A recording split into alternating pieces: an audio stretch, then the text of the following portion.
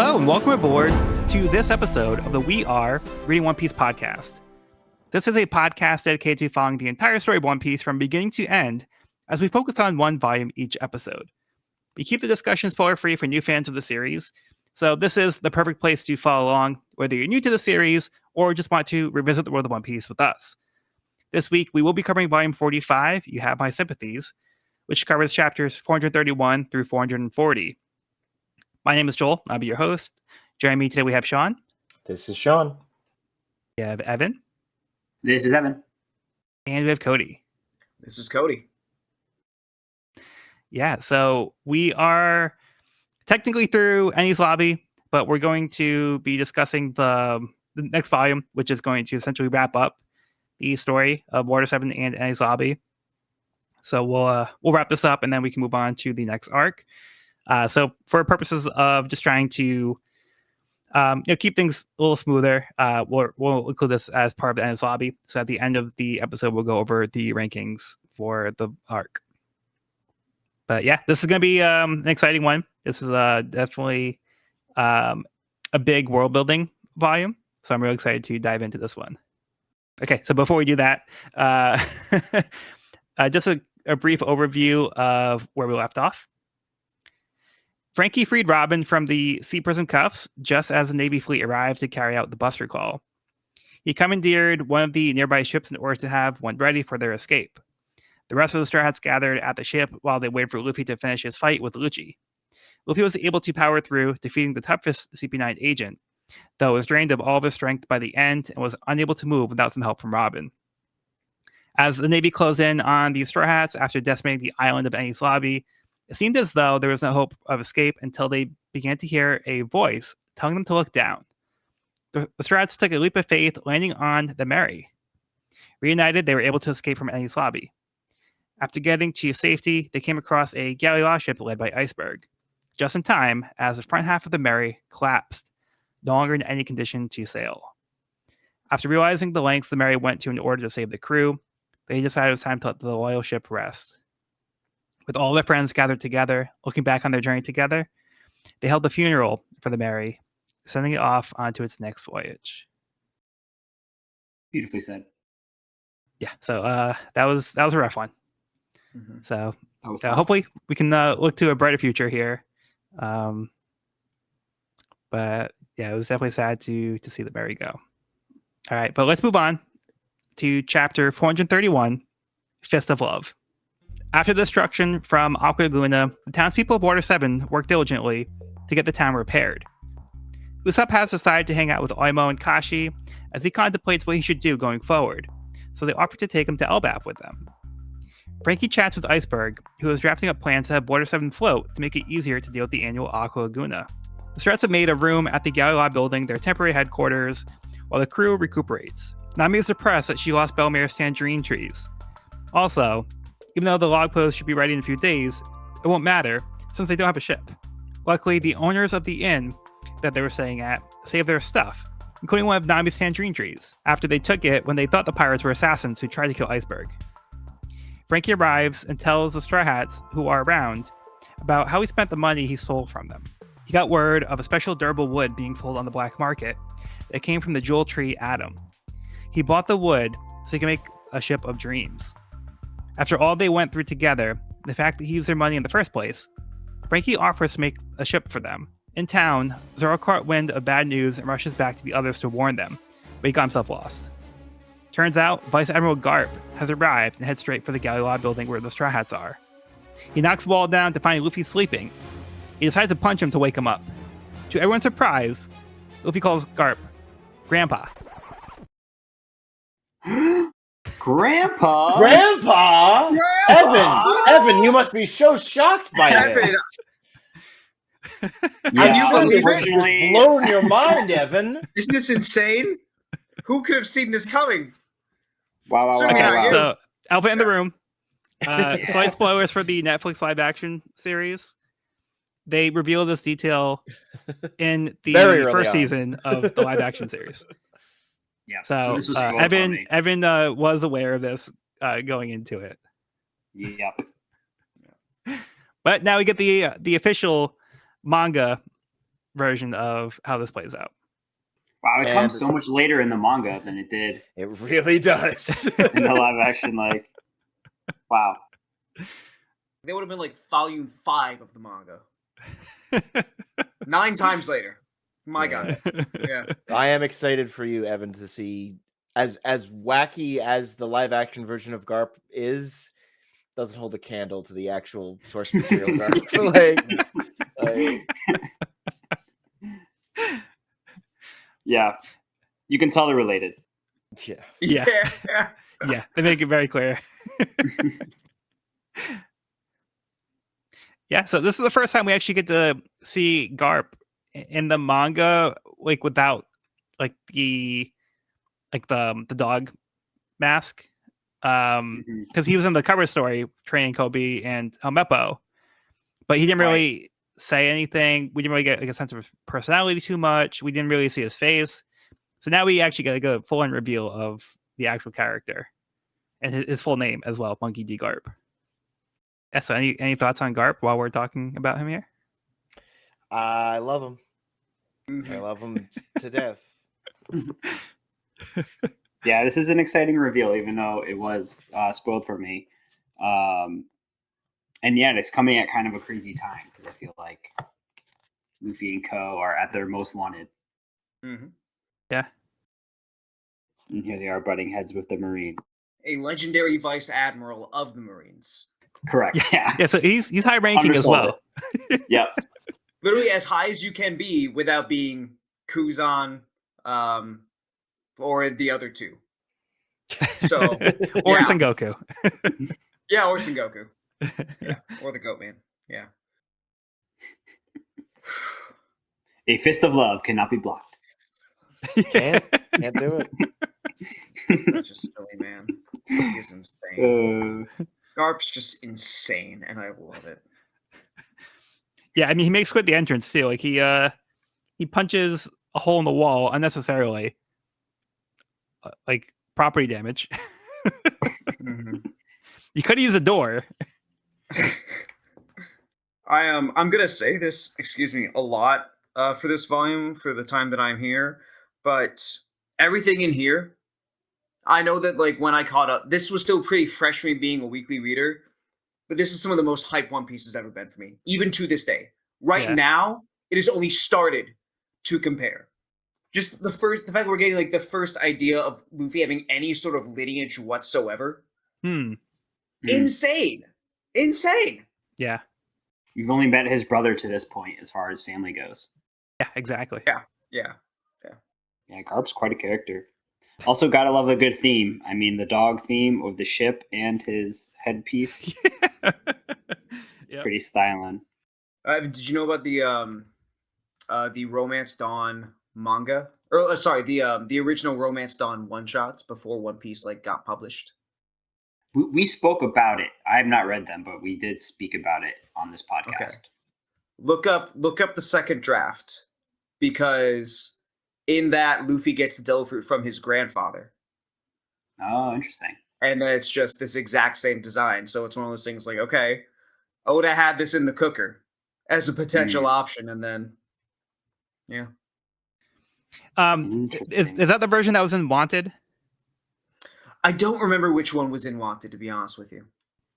Yeah, I think that one might be in Wanted. And there's one that comes with the first box set. So Evan, you probably have it as well. It's the little mini one. It's a different version of One Piece Romance Dawn. But yeah, that one I don't believe had Garp in it. But it's been a while since I read that one. Yeah. Yeah, it was interesting because Garp was kind of like the like a mentor figure for Luffy, and they had this concept of I might have briefly mentioned it, but like peace mains, whereas like they have like kind of pirates who are a force of good. So like that's kind of like where you can kind of see like that influence is still present in like Luffy as a character.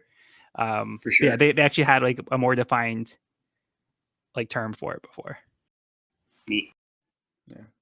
It's cool. There's a lot of manga that you'll find like Hellsing, I think like I mean, Dragon Ball Z had a couple there. I mean, in the sense you could almost call Dr. Slump a prototype for it all. There's a lot of these like prototype things for manga. They're like, oh, look, this is where the idea was formulated, but not quite the same thing. Like it's cool to look around at them. Yeah. Yeah. So how about the fact that we now know what Franky's like motives were for taking their money? Mm-hmm. It's coming full circle.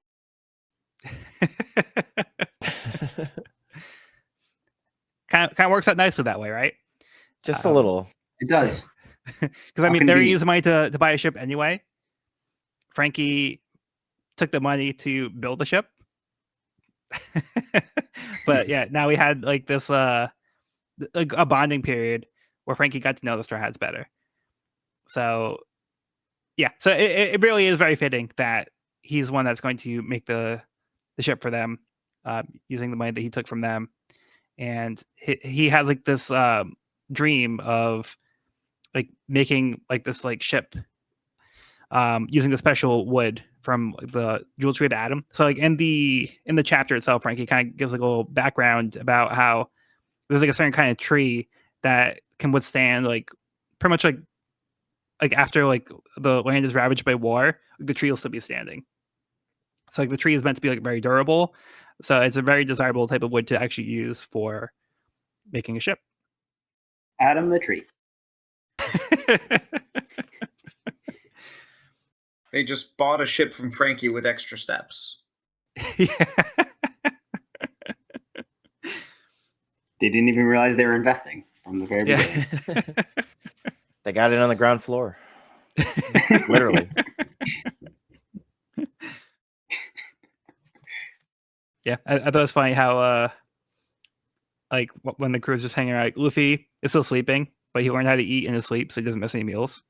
It's pretty So great. Luffy. Yeah, and we have a nice moment too, with Franky and the iceberg. Kind of like keeping like Tom's spirit alive, and like Iceberg has been inspired by Tom, and he's trying to do something that sounds like fantastical and have like the water essentially. I mean, the Water 7 essentially become an island, so it can float and not be devastated by Aqua Laguna every time. So he's drafting these plans to try to come up with something to keep the livelihood of Water 7 going. It's just so nice seeing them in the same room, being amicable with each other. Right. All right. Yeah. I mean, do you guys have any other thoughts on this one? Honestly, no. No, yeah. Ready to move on to This even one's more just a garb. teaser. More garb. Okay. Let's get Cody's summary for the next chapter. Chapter 432, Jack in the Box. The Straw Hats reel at the knowledge that Vice Admiral Garp is Luffy's grandfather. Luffy warns his friends not to attack him, and the two family members go into the harsh training Garp put Luffy through as a child. Luffy and Garp start arguing about the former's decision to become a pirate rather than a marine, and just as the altercation escalates to the precipice of another punch from Garp, they both fall asleep. Garp wakes up quickly and disciplines his grandson for conking out. Usopp and Yokozuna watch from the window as Garp tries to give Luffy perspective on his idol. Shanks is no ordinary pirate, but one of the 4 emperors, alongside the likes of Whitebeard, who rule over the second half of the Grand Line, a threat so powerful that the Marines and warlords are allied against them. Luffy's just happy to hear that Shanks as well, and Zoro rushes toward them with some aid from Michael and Hoikel. Garp Yes! Yeah! Garp sends 2 of his men to try and stop Zoro. One attacks them with kukri knives, and when Luffy approaches to try and clear up the situation, the other kicks Luffy in the jaw and uses Shave to get behind him. Luffy, now very used to this technique, grabs the unknown fighter by the neck and pins him to the ground as Zoro dispatches his opponent as well. Garp just laughs at the difference between them. Then Luffy's assailant praises his strength and says it's great to see him and Zoro. This Marine is none other than Kobe. Taller, slimmer, and a bit more confident. The other one's Olmepo. Luffy and Zoro don't remember him. Garp orders his men to fix the wall that he broke, and his men convince him that to at least help them. Come on. As he works, Garp nonchalantly mentions that he heard Luffy met his father in Logtown. Luffy's surprised he even has a father, let alone had met him, and Garp explains that his father is Monkey D. Dragon, the head of the Revolutionary Army and the most wanted man in the world. Everyone in the vicinity is terrified at the mere mention of Dragon's name, to Luffy's confusion. Robin gives Luffy some insight into his father's actions, and Garp realizes that he maybe should have let that info slip, but laughs it off regardless. Wow. Holy wow! What a chapter. Banger! Lot of reveals. Banger! A lot of information here. Lot of reveals. Luffy, your father is Osama bin Laden. You can cut that if you want. I don't know. I mean, And also first Julian and Assange. first and foremost, the Hoikel and Weikel. The most important. First of all. What did it do? Yeah, so many reveals. We also get Garp's full intro page, which is awesome. So- The father reveal. We got Kobe and Helmeppo. Like, wow. So, like I was saying, the I don't know where last to start. chapter was, last we saw them was they were training. So now we see that they've come along since then. Just a bit. Yeah. Oh, man. They look I mean, like totally different people. Luffy did wipe the floor with him ultimately, but the fact that Kobe just performed a technique we just learned about in like the last couple volumes is pretty cool. Like, Yeah. I mean, it's Especially been described as like a superhuman technique. yeah, So, Yeah. this is the same guy that couldn't handle a big lady with a big stick. So, And it's only been like a few months max since they were at Shellstown together. So like the amount of time in which that happened, that's pretty impressive. Well, I don't think it's been a year at least. Not yet. I You don't don't even- think so? well, no, it's Kobe looks like he's gained like 4 feet. So, at least, so that's my only. I'm like, holy shit, yeah. I mean, Yeah. I don't think you're wrong. It's just like, man, Kobe looks fundamentally different height wise. I mean, you think about puberty in our world, Yeah, but then put that in One Piece. I guess. yeah, the timeline's uncertain, Yeah. but yeah. time has definitely passed. Yeah. Either way, it's impressive that Kobe learned this in a relatively short time, given the way they Yeah. talk about this technique. And Yeah, I love even the new- Helmeppo, like, Mm. you know, he's come along too. He actually does look cooler. Not gonna lie. He does. Yeah, I think both of their character design looks really cool. And I think it's funny that like Luffy doesn't recognize them at first. Wait, you're the crybaby Kobe? that very same one? And don't they? And it's like helmet. Oh, right. Remember when I gave you that stupid hair or something? They say, or you? Why'd you change? I don't know. Oh, he's like, he said, "Don't you remember? I'm the idiot son that took advantage of my dad's name." Oh, it's you. That's right. There we go. Just the head But even tilt. even after like he tells Zoro like I'm gonna tie you up and almost had you executed, and then like Luffy and Zoro, like when they met, they were both like, It's the maniacal laughter after mentioning that for me. It's giving Scudworth from Clone High, if anyone has seen that. Oh yeah. Yeah. like ha ha ha, wasn't that funny? Ha ha, no hard feelings, right? Remember, please remember me, please. The scale of this world just gets blown up in this chapter. Yep. Evan, how are you feeling about these revelations? It was just one after the other. I mean, we also, is this the first mention of the 4 emperors? Yes. Mhm. Yeah, I recognize 2 of those silhouettes. Yeah. The top 2. It's like something is revealed on each page of this chapter. Yeah. Yeah. And So then- before so, we move on, Dragon. Oh, no, go ahead. yeah, let's go back to the 4 emperors. Yeah. So we already knew that Whitebeard was one of the most powerful pirates in the world, and we knew Shanks was a powerful pirate, but we didn't know to what degree. Mhm. Right. Hide So, yeah, the fact that Shanks is one of the four most powerful pirates in the world, like, says something. And Yeah. there are two more on that general same level as them. Yeah. Yeah. Wild. Yes, in the past, we were told that there were three great powers, and we knew about the Navy and the Seven Warlords. And then when that came up, I mentioned that there was a third one that wasn't revealed yet. This was the third one. Gotcha. So those are what's considered the three great powers. So if you go back, when they mention that, this is what they were referring to this whole time. amazing. Stoked. Okay, and you said you wanted to talk about the reveal of Luffy's father. Yes. So we've seen Dragon before, and we also knew that Dragon had a D, right? Initial? No. Or is this the first time that's been revealed? Did they even show his name? I don't No, remember this they is the even. first I time don't we think they get- even said his name, like, He's at all. only been referred to as Dragon. He was Dragon. Okay, I wasn't sure if they even Dragon, said yeah. his name. Yeah. Yeah, so he was the one that helped Luffy in Logtown from Right. Smoker. Now that So comes that- full circle. Yeah, yeah, that kind of gives a little context there as well. Wow. Yeah, quite a divisive family he's got. The light and the dark. Yeah, this is another bombshell. Mm-hmm. So we also get information about not only who Luffy's father is, but what he does. So he is the leader of the Revolutionary Army. Vive la revolution. Who's in direct opposition of the world government. So I think it's really important that this concept is introduced of this force that is opposing the world government after everything that we just went through with Enies Lobby.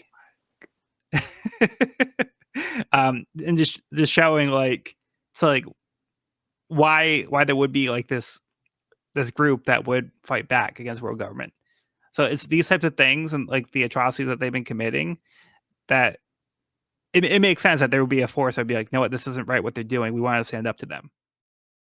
Very interesting. I'm just imagining if when Dragon learned about the shoot down that flag moment, he just like leans into the camera and goes, "That's my fucking boy right there." That's my son.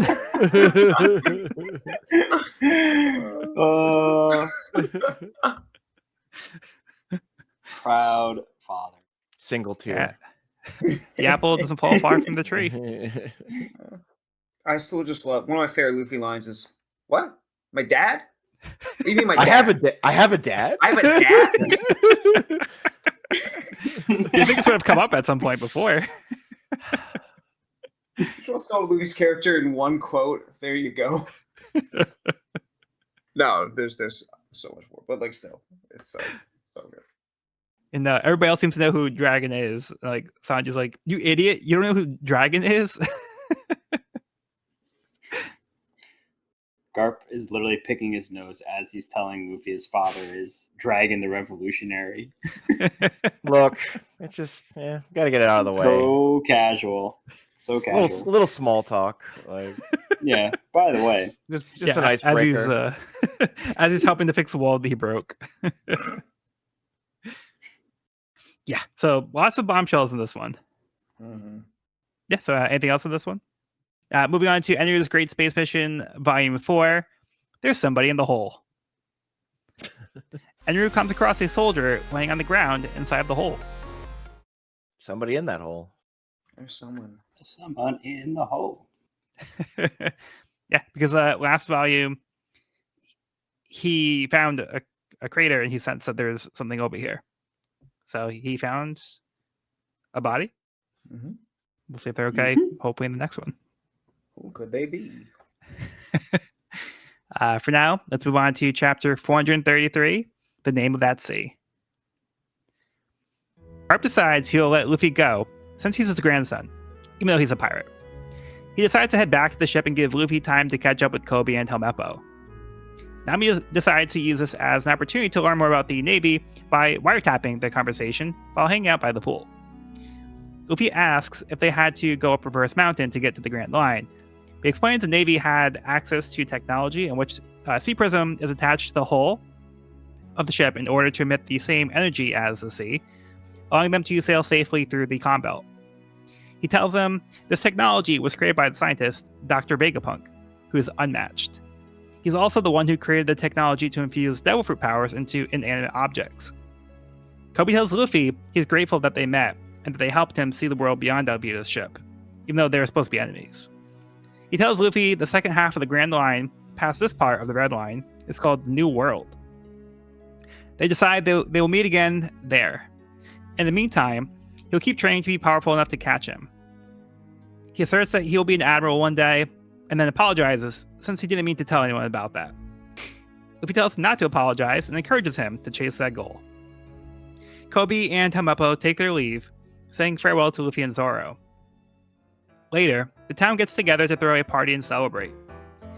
As Robin watches and enjoys the fun, she hears someone talking to her from behind the wall. She recognizes the voice as Admiral Kiji's. He tells her that Saul was his friend, and he let her go since he gave his life to protect her. He asks if Robin has finally found people who will keep her safe, to which she says yes. Aokiji admits he's not sure if he should have let her go, but he encourages her to live her life and prove that Ohara lives on, and then disappears. Over at Merijoa, word gets to the five elders that red-haired Shanks has made contact with Whitebeard.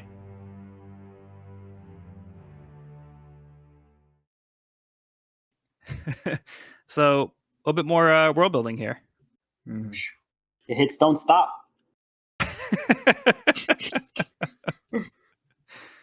Yeah, it was just like, all right, let's just rapid fire all these things out. After we spent like enough time, like with like all the tension and like the serious dramatic storytelling, let's like take some time to like chill out and like build up this world a little bit more. Love it. I know how exciting it is for us to like get these revelations, but I can't even imagine how excited Oda was to be able to share this. It's sad to be sitting in the Yeah, back things pocket are- for things quite are some lining up. time. Yeah, so- this is very interesting. I feel like we finally get an answer to how the Navy was navigating through the Calm Belt, which I was very curious what that answer was going to be. And this, I feel like Yep. this answer works perfectly. There you go. And shocks Nami, which is shocking. And then we also get the info about the inanimate objects getting fused with devil fruits. Which has been coming up lately. Mm-hmm. Yeah, recently. Don't get too much on it, but just the fact we get a name to the madness. Yeah. Uh, So you get the name of Dr. Vegapunk. Hmm. And yeah, so interesting. essentially it's an explanation. It doesn't give too much detail, like you said, but it's at Right. least an explanation as to how these inanimate objects were eating devil fruit. So the simple explanation for me makes it seem like it's not as like far-fetched as it sounds like, oh, this thing ate a devil fruit. It's like more like we did a science experiment and infused the power of the devil fruit with this object and Right. cause it to activate in this thing. Right. There was no free will. It was a experiment Yeah. by a scientist, by a mad scientist named Dr. Vegapunk. So yeah, we don't have much more to go off of. But yeah, and then we also find out more about the part of the sea after the Red Line. So it's called the New World. And it's the second half of the Grand Line. So it's kind of like a milestone to get to this point. And there's Mhm. a like they call it the New World. So I think it's going to, I think it kind of evokes like a sense of like there's something grand about this part. So there's something grand about this part of the Grand Line. Yeah, and it Something feels like grander. undiscovered or like less known, a little, I also really love the panel in which they reveal the new world, like that, the panel where it literally, is it Kobe? Kobe says Yeah. the new world. Yeah. I thought that was such a cool panel. Like, it took like a moment to like breathe Yeah, on that panel because like that whole panel is like it's a larger panel dedicated to him just saying the new world. yep. Instills a lot of wonder. I'm excited. Yeah, and like Kobe says that the one who can master those oceans will become the king of the pirates. So I think that's where a lot of the kind of awe comes from as well, and it shows that only the best of the best can make it through. I also just find Kobe so endearing that he is specifying his dream, but there's still a little part of him that's still like a little. There's a little insecure, also like a little imposter. You're like, oh no, that's too much. I shouldn't. I'm sorry. That's my bad. Yeah. So I feel like it's kind of like relatable when you like catch a big dream sometimes. But you know, you got Luffy there. Yeah, I think this shows. I think this shows that this is still the same Kobe that we know and love, but you know he's definitely had some growth, but he's still the same person that we had met before. Yeah. And yeah, his goals have gotten a little bit loftier, but I think we also get a sense that like, hey, you know what? Maybe he can do it. So kind of like how Luffy is like, I want to be the king of the pirates. He has like this lofty goal. Like, okay, yeah, you go for it, kid. We'll see. So I think it's a little bit of like Kobe. Kobe has that same kind of like quality to him as well. It was like you want to root for him. It's like, you know, that's a big goal, but no, good for you. And Luffy says as much as well. We've also seen Kobe come a long way in a little bit of time. So anything is possible. But yeah, a great moment between the two of them, sharing their dreams. Just like the last time they saw each other, sharing their dreams and both telling each other to pursue their dream. Yeah. That's very sweet. And then we get on to another classic post-arc party. Sick one too. Yeah, going hard. Yeah, it's a hell of a party. You know what I couldn't help but think is like, where did they get these skewers for giants? Like they have skewers for all sizes. And the size of the meat too. Like Sodom and Gomorrah too. Yeah. Like the size of the meat on the kebabs for the giants is bigger than the people sitting on their shoulders. Yeah, they I mean with shipwrights, they probably had like the tools and the ability to make them. So I don't doubt it for a second. Got Mr. Aokiji. Yeah. What a mysterious dude. Lazy interaction justice. There. What's his game? What is his game? He seems to be someone who's kind of towing the line of good and evil, right and wrong, like that kind of thing. Yeah, that's interesting. Yeah, because he does have the opportunity to, you know, catch Robin, but he once again decides to let her go. So I think he has a very interesting conversation where they're like, do you think like these are the people that can keep you safe and like give you like a happy life? And Robin's answer is yes. And that's kind of like enough for Kuzan, where he's like, all right, well, I don't know if this is a mistake or not, but I'm gonna, you know, let you live your life. So even though she's a criminal with a bounty on her head, he's like, yeah, I'm just gonna let you go. I think it's really interesting that somebody that high up in the Navy is making this decision. Yeah, and he's so powerful. I feel like he's got to be one of the most powerful characters we've seen in this series. He's got to be, so right? far.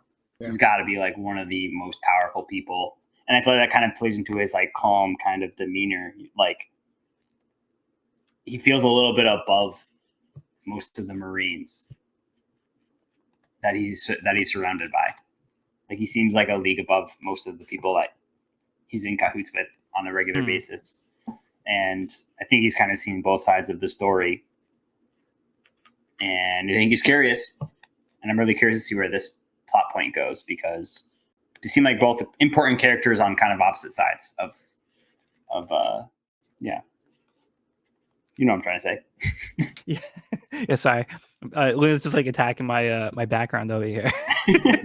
Just trying to take down the whole production. Luna, scratch down that flag.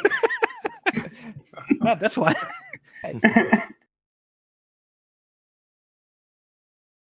I also just love the moment after Kuzan disappears. Specifically of Robin saying, to Luffy's stupid chopstick meat thing. She's like, maybe I should try that too. Yeah. Which is just so full circle for her. That's so nice. Yeah, I get the sense that she's kind of loosening up a little bit. Yeah. Yeah.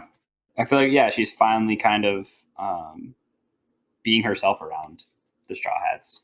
She's finally able to kind of let her guard down. Yeah. Have fun. Don't be silly. Enjoy this family of lunatics. You eating enough meat? And then if that wasn't enough hits for one chapter, here we go with another. Just speaking of the Emperor, the 4 Emperors, we get a Whitebeard reveal at the end of the chapter. Yep. Whitebeard.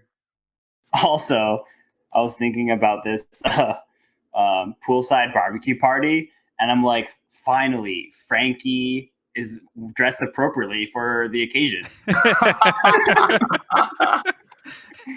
He's just always ready to party. Yeah. In case the pool party spontaneously begins, he's always ready. Franky, Kiwi, and Mozu all finally wearing the right dress code. No, this is like when they show up in a suit and tie. Yeah. Right. Oh, it'd be so good. Oh, it's so funny. Okay. Anything else on this one? No. Nope. Okay. Moving on to Enru's Great Space Mission Volume 5. Shoot first. Ask questions later. Enru decides to attack the soldier that was laying on the ground. This tracks. Yeah, Not cool, man. Seems in character. Mm-hmm. Hey, are you alive? Oh, I might have just killed you. I love the exclamation point. A little army helmet out there. Yeah. It's so silly. So good. Yeah. So once again, cover story specific. Exclamation mark. Mm-hmm. That seems to be like the signature trait that he does with the cover stories. Mm-hmm. Yep. Okay, let's get Cody's summary for the chapter. Chapter 434, Whitebeard and Red Hair. Navy headquarters is on high alert as news spreads that Whitebeard and Shanks are about to make contact despite their efforts to prevent it. Somewhere in the Grand Line, Jozu, the Whitebeard Pirates' 3rd Division commander, notes that Shanks is coming, and Marco, the 1st Division commander, warns any newcomers to stay back if they don't want to get knocked out. This warning comes too late, though, as crew members start foaming at the mouth and passing out the second Shanks steps onto the stairs. The remaining newcomers panic while Jozu explains that anyone with a weak will can't remain standing when faced with Shanks' hockey power. Part of the ship's hull buckles and cracks as Shanks merely approaches Whitebeard. Face to face, Shanks apologizes for his difficulty relaxing, and Whitebeard points out how his scars from someone unknown ache when he sees Shanks' face. Shanks offers an enormous jug of medicinal water, just wishing to talk about something rather than fight. Marco berates Shanks, but he brushes it off and even offers to take him aboard his own crew. With the threat of a fight gone, Whitebeard's men leave the 2 emperors alone. They begin to drink, and Whitebeard reminisces about how few people are left from his and Roger's era, but admits he's impressed that Shanks came so far from being a cabin boy on the King of the Pirates' ship. He asks about the clown-nosed kid Shanks used to hang around with, and Shanks relays that he hasn't seen Buggy since the falling out on the day of Roger's execution. Whitebeard continues, citing a legendary duel Shanks had with Mihawk, and the shock that came when he returned from the East Blue missing an arm. When asked what enemy took it, Shanks just says he gave it up for New Era, then turns the conversation to a new topic: Marshal D. Teach. Shanks reminds Whitebeard of the cunning patience Teach utilized to stay under the radar until he made his move. He is sure that Teach will aim for Whitebeard's seat as well, and asks him to stop Ace's pursuit. Whitebeard just laughs and chides Shanks. In Whitebeard's eyes, Teach killed not just a crew member, but his own son, and the wickedness of that fratricide demands vengeance. With the understanding that words won't convince Whitebeard, Shanks unsheaths his sword, and Whitebeard takes arms as well, and the force of their clash splits the skies above them. On another island not too far from Water 7, the Blackbeard pirates read the news about the Straw Hats' assault on Ennie's lobby, and Teach decides to set off. As they begin to walk, a voice calls for their attention. The Blackbeard pirates look up to a nearby roof and find themselves face to face with Teach's former commander, Ace. It's happening! Happening! The mid-season the finale chapter. has arrived. Oh. So once again, a lot to talk about in this chapter. Oh my god. Oh my god. A lot of reveals. A lot of reveals. Dude. Party, don't stop. Can we start with hockey power? Yeah. Sure, what is it? I don't even know. But it seems to be, yeah. They don't really, it causes like weak-willed to pass out. Yeah. So I mean, Whatever yeah, Shanks did. That's kind of all we got. yeah. So we introduced this concept of hockey, spelled H-A-K-I, not to be confused with like the sport hockey. Hockey. Hockey. I usually put an emphasis on the key. Hockey. But yeah. So Shanks is able to just knock out people that are weak-willed and while fighting. So just his sheer force is enough to knock these people out. And it seems to be a conscious thing because he says, you'll have to excuse me, I have trouble staying relaxed when I'm on an enemy ship. So it seems like he can control this power. It's not just like an aura, you know? Yeah. Just guessing. So I don't know. Speculating here. Yeah, or it seems like right now he's like, if he can control it, he's like, Doesn't care enough to. yeah, he's kind of choosing to like not really restrain himself. So I think it's also kind of a show of force, being like, like don't mess with me, kind of. But yeah, so that's a muscle getting tense, like your shoulders getting tense when you're in a tense. It just seems to be like that. Yeah. Pretty impressive though, regardless. Yeah. Yeah, you can feel the tension in this scene here. What about this whole thing about Shanks being on Roger's crew? Yeah, I was on the Chicago Bulls in the 90s. Yeah,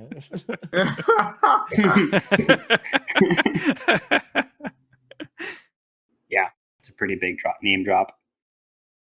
Yeah, so not just Shanks, but also Buggy. Mm-hmm. Whitebeard remembered Buggy. Yeah. Aw. Damn. So last time when Ace had met Buggy, they had mentioned how he had met Whitebeard before. So this is tying back to it and how they would have met. So so we find out that Shanks and Buggy were both on Roger's crew. And this is kind of like how Buggy has those connections. So just like a fun little detail there. Another fun detail is bringing up the duel with Shanks and Mihawk. So some more tension. I hope we get to see that at some point. And I also wanted to mention, like, we did kind of like brush past it, but we get a little bit more information about kind of like the relationship that Whitebeard has with his crew. Because at the very end of the last chapter, people were calling him Pops. And we see here that Whitebeard refers to like a member of his crew as like Code is saying, like his own son. So there's a very kind of like familial, like found family kind of sense, I think, from his crew, and like how deeply we can presume that Whitebeard feels about everybody on his crew. So the reason why Ace was trying to find Blackbeard was because Blackbeard was part of, like, he was under his command. So Ace feels responsible for the actions of Teach, and he feels that he's the one that needs to bring him to justice. But this is what Shanks is here to warn them about, is Blackbeard. Because Blackbeard's actually the one that gave Shanks the scars on his eyes, which is also a minor reveal here as well. But Shanks is saying, hey, like, this Blackbeard guy, he's somebody to look out for. Don't take him lightly. Like, I think you should like call off, like, Ace from pursuing this guy. Like, he's bad news. So he doesn't want anything bad to happen to them, and he's like he's like in a situation where like he seems to be like aware of something about Teach that like maybe everybody else is kind of like not really taking him as seriously as Shanks seems to be. Mm. So they're very set on like their revenge. But it is interesting that like Shanks, who has had no connection to Ace whatsoever, is going to these lengths. Like this meeting is unheard of, or at least catastrophic in the eyes of the Marines. The fact they had an entire fleet devoted to blockading it. And the only thing Shanks really has to say is that no one will be able to stop this new era from spiraling into chaos. So he knows something about the capabilities of this or the ramifications of it. Yeah, I mean, like How much? Shanks was like reluctant to meet up with Whitebeard in the first place, so he didn't even want to have this meeting. He had sent one of his crew, Rockstar, to That's right. to Poor meet up with him Rockstar. before, and Whitebeard's just like, no, dude, send the real guy. Like he has to come in person. Like, come on, you can at least show me that respect. But would you see that they are like as far as like the world stage, they're like they are peers in the world. Like whether or not there's like a strength difference is a different thing, but they are considered like the same level of pirate or same caliber of pirate. So now we see why Shanks is a little bit more like the way he was before. He's like, oh, I'm not gonna show him in person. I'm a big shot, you know. Can you imagine if like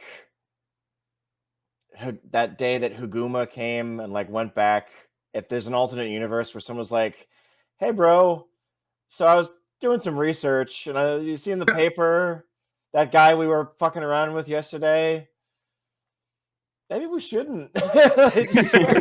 Maybe he's one of the most dangerous men on the entire planet. Like, nah, Huguma would be like, that weakling? I'd win. Oh, he's one of the 4 emperors. I must be one of the 5 emperors. I'm one of the 5 emperors. But yeah, we also see more of Whitebeard's crew. So we see Jozu and Marco, who they were actually in the background. The last time we had seen the Whitebeard crew, they were characters that were there. I feel like their designs were a little bit less refined, but because they were kind of more in the background. But now they're fully like formed characters here with names. So seeing more of the power structure there, because along with Ace, these are like the top 3 guys in Whitebeard's crew. Because Marco's first division, Ace is second, and then third. And then I think Thatch was 4th, right? Until, but yeah, get a little insight into what this crew's made up of. And then the last thing I wanted to mention here, just a small little detail. So up until this point, the Whitebeard Jolly Roger was different. This is the first time we see the updated version, and the one that will be the one going forward is the cross. Was so it Ace's tattoo? Ace's tattoo also has been updated. So. What about his arm tattoo? Did that get an update? No. Damn. Ace was probably hoping for an update on the arm tattoo, not the back tattoo. Because even up to the cover story with Ace, it was still the previous one. The Manji. So, yeah, the Manji, exactly. Oh, I remember now. Yep. It's all coming back. Yeah. An improvement. Yeah, I really like the updated one. Yeah. It is pretty baller. Did Marco get an updated tattoo as well? That's a good question. He's got kind of a cool tattoo though. It's like a take on the yeah. job. It's like a prototype. It's like our kind of reductionist. Yeah, it's like a minimalist. Minimalist. Yeah. Anything else on the chapter? I thought it was an amazing scene when Shanks and Whitebeard trade steel and split the sky in half. Like that's such a cool, like visually such a cool moment, and just also an amazing like show of their power as well. Yeah, for sure. I also really dig their ships. I don't know if we've seen their ships before, but like at the very beginning of this chapter, we get to see their ships side by side, We do. and I really like the design of both ships. They're both Yeah, I pretty can't remember if we've seen them Whitebeard's before. is huge. Whitebeard's ship is massive. Yeah. Yeah, cool ships. Cool ship. And Ace is back. Let's go. Hyped. Yeah, so then we also have the SBS questions that briefly came up in the last Yes. volume. Also came up in our last podcast. Yep. Yeah, so we get the answers here. Both questions. Yep. Oh yeah, that's right. Now, Cody, did you want to give us the explanation for why Lucci killed the 500 hostages? Yeah, so in Lucci's eyes, if you're weak, that is a sin. So the soldiers who were caught, if they were weak enough to lead this, to basically endanger this nation, then they were essentially a threat to them. Therefore, they didn't deserve to live because they couldn't fulfill their role. And so that's basically why Lucci killed them. And it's framed in like this altruistic kind of light. I don't know. I guess to me, it feels sort of like the explanation someone would give if they were a serial killer. Well, I did it. I did it for the common good. Yeah. But it does feed into like the primary thing that I noticed with Lucci of, okay, this is the difference between between power. I am strong, you're weak, therefore you deserve to live, therefore I'm going to kill you. Yep. And I'm going to enjoy it. He's one that decides that, yeah. Yeah. But like it does enforce the sense of justice that he mentions, being dark justice, being is it just for you to live if you are this weak? And so it's nice to see, I guess, a little more insight into that here in the SBS. There we go. And we also get more context for Chimney's heritage. Mm-hmm. So, confirmation that Kokoro actually, she came from Fishman Island with Tom, but I think more as like friends. And she married a man from Water 7. And then they got married, and then they had a human girl. And the son got married and had a human girl, and that was Chimney. So Chimney is 25% mermaid. So yeah, she does have mermaid blood in her, but she's not full-fledged mermaid. So she's very good at swimming. Okay, but let's move on. Aniru's Great Space Mission, Volume 6. I'm sorry, but I'm still alive. The soldier was able to survive Aniru's lightning attack and stands at attention. There's a man on the moon. There's a man Tough on the little moon. guy. Big moon guy. All right. Moving on to chapter 435, you have my sympathies. While Franky works to build the ship, Iceberg arrives with Galley Law and decides to help him build the ship as well. The Franky family receives a newspaper and are surprised to see that they aren't mentioned in the paper at all and seem to have gotten away without penalty. The Strats eat breakfast around the table as they discuss the news, with them getting all of the blame for the incident. Robin deduces that it must have been Aokiji who had the news leave out the others' involvement. Zoro remarks that their bounties will probably go up. Luffy was sleeping when Franky announced that he's building the ship, so he was overjoyed to hear the news. While waiting for the ship to be built over the next few days, he tries to enjoy Water 7 for a bit longer. At the shore, Usopp practices his lines to forgive the Straw Hats and how they will accept him and beg him to rejoin the crew. Sanji witnesses this from a distance. A few days later, Nami notices the log post has set and is pointing downward a little. Kokoro tells her the next island that the log post will bring them to is Fishman Island, which is underwater.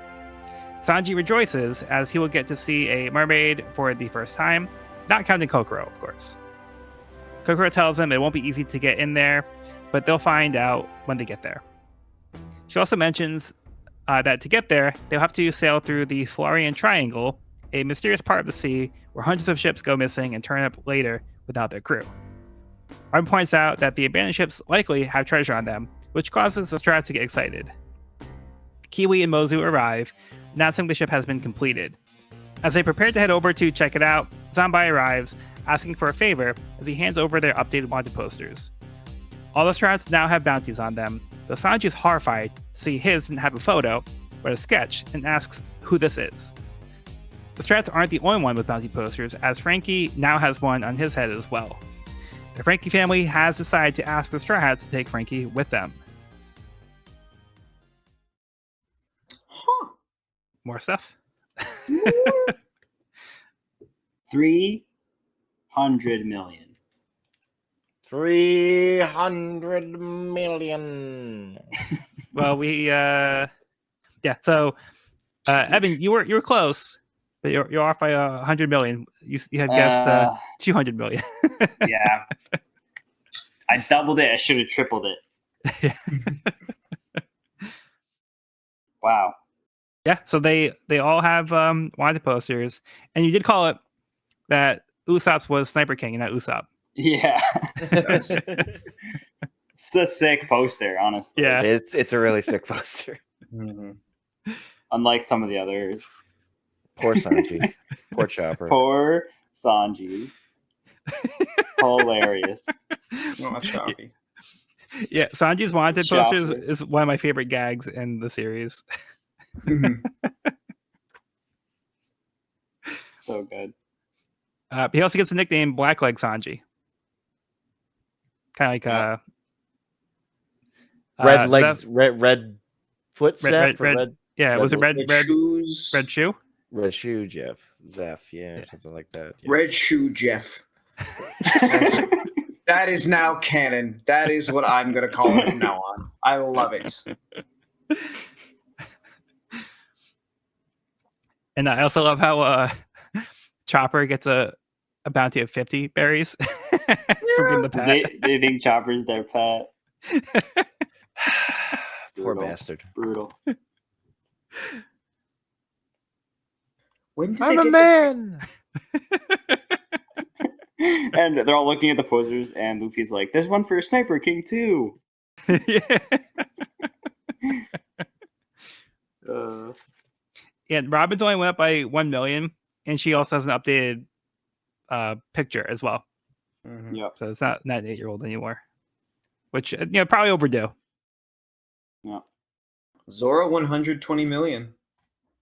That's higher than Crocodile's was when his bounty was frozen. Granted, it doesn't mean much now, but still, that's still impressive. It's more than what Also- Luffy's was before. Yeah, yep. Yeah. True. They are a threat. All right, I'm getting awfully hyped for this ship. I'm really excited about all the shipwrights coming together. I'm like, oh yeah, this is going to be great. Yeah.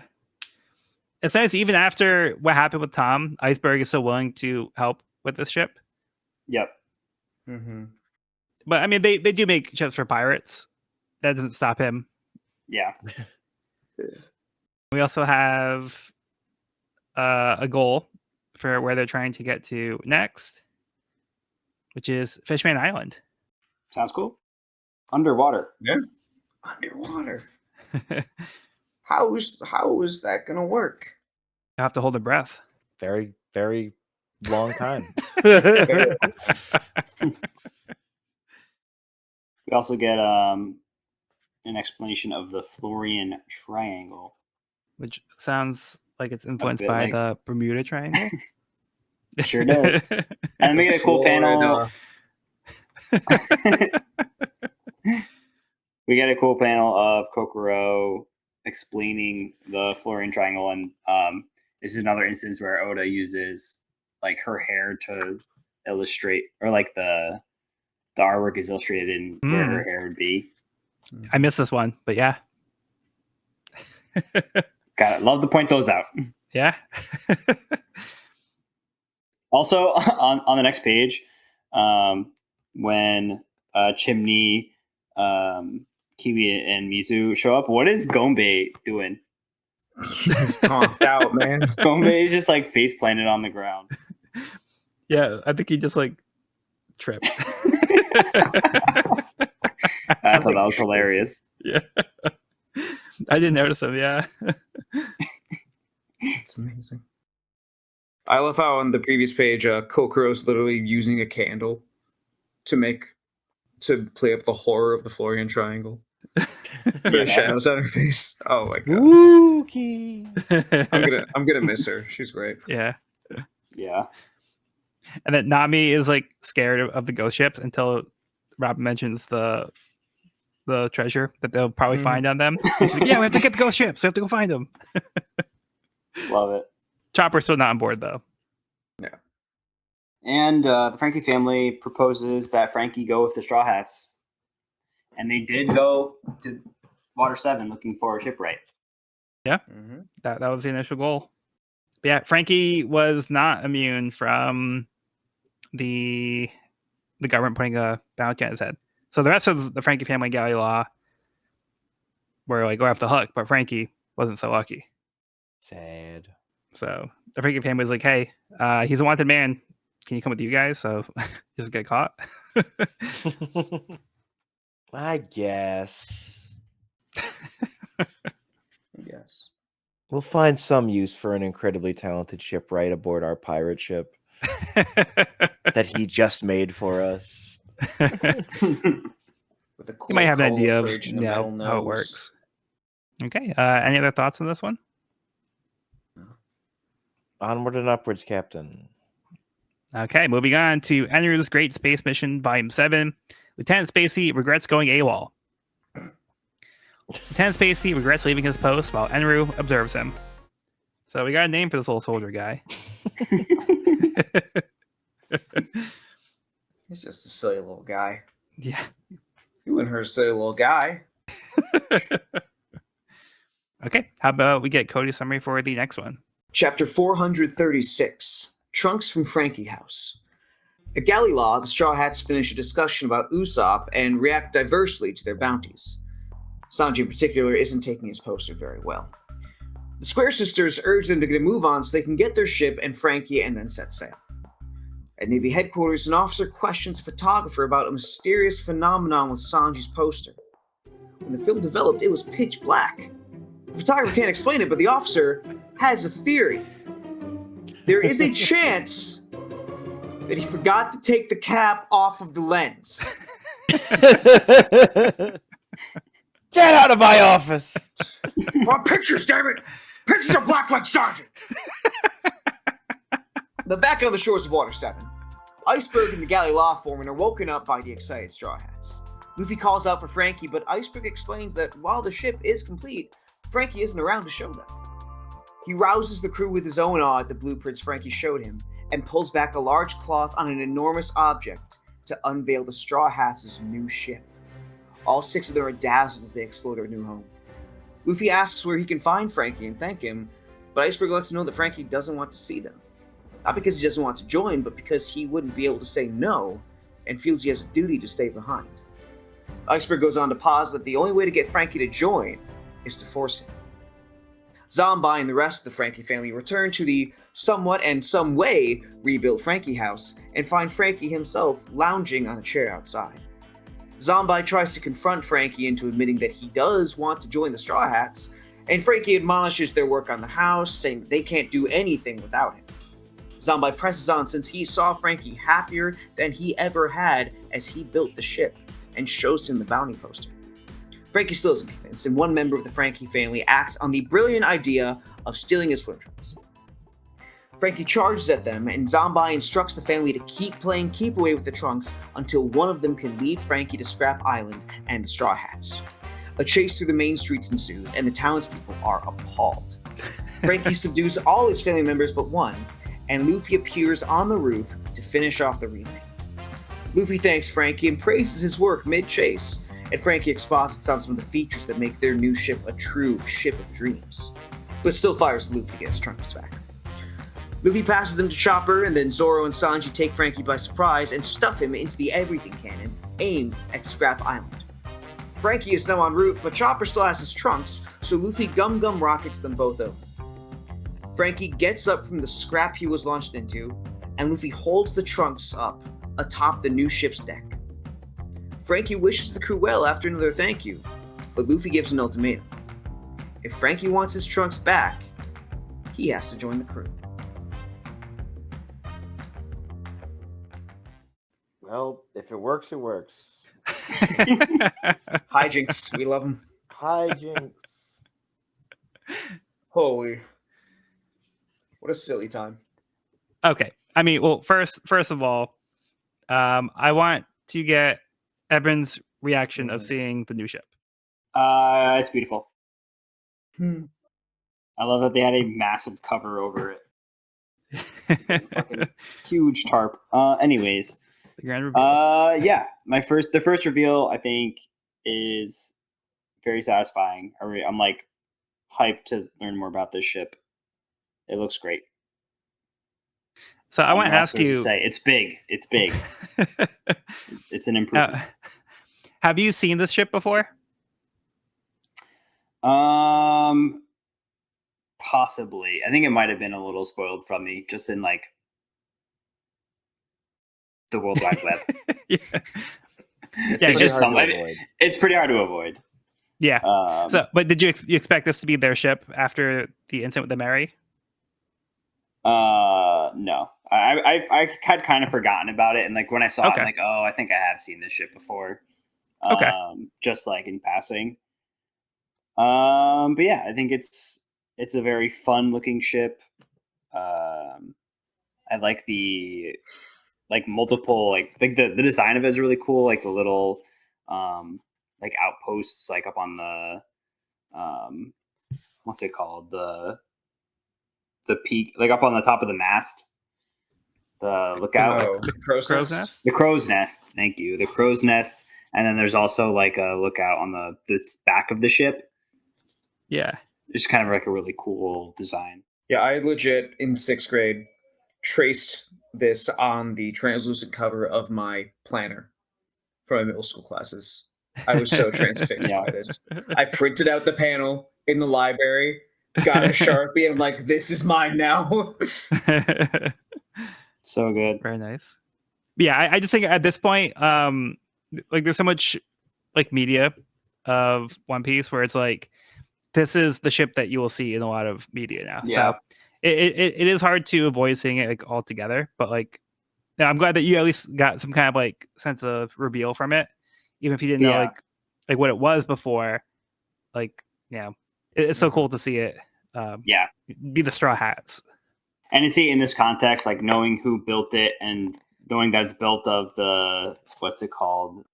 Adam. Atom. It's built of Atom. What was the full name of that? Oh, the Jewel Tree. Atom. The Yeah. Jewel Tree Atom. And I feel like you can kind of see where that wood is used based off of the texture drawn in the ship. But yeah, I'm pretty hyped. Yeah, I think it meets my expectations. awesome. But did we get the explanation of it in this one, or?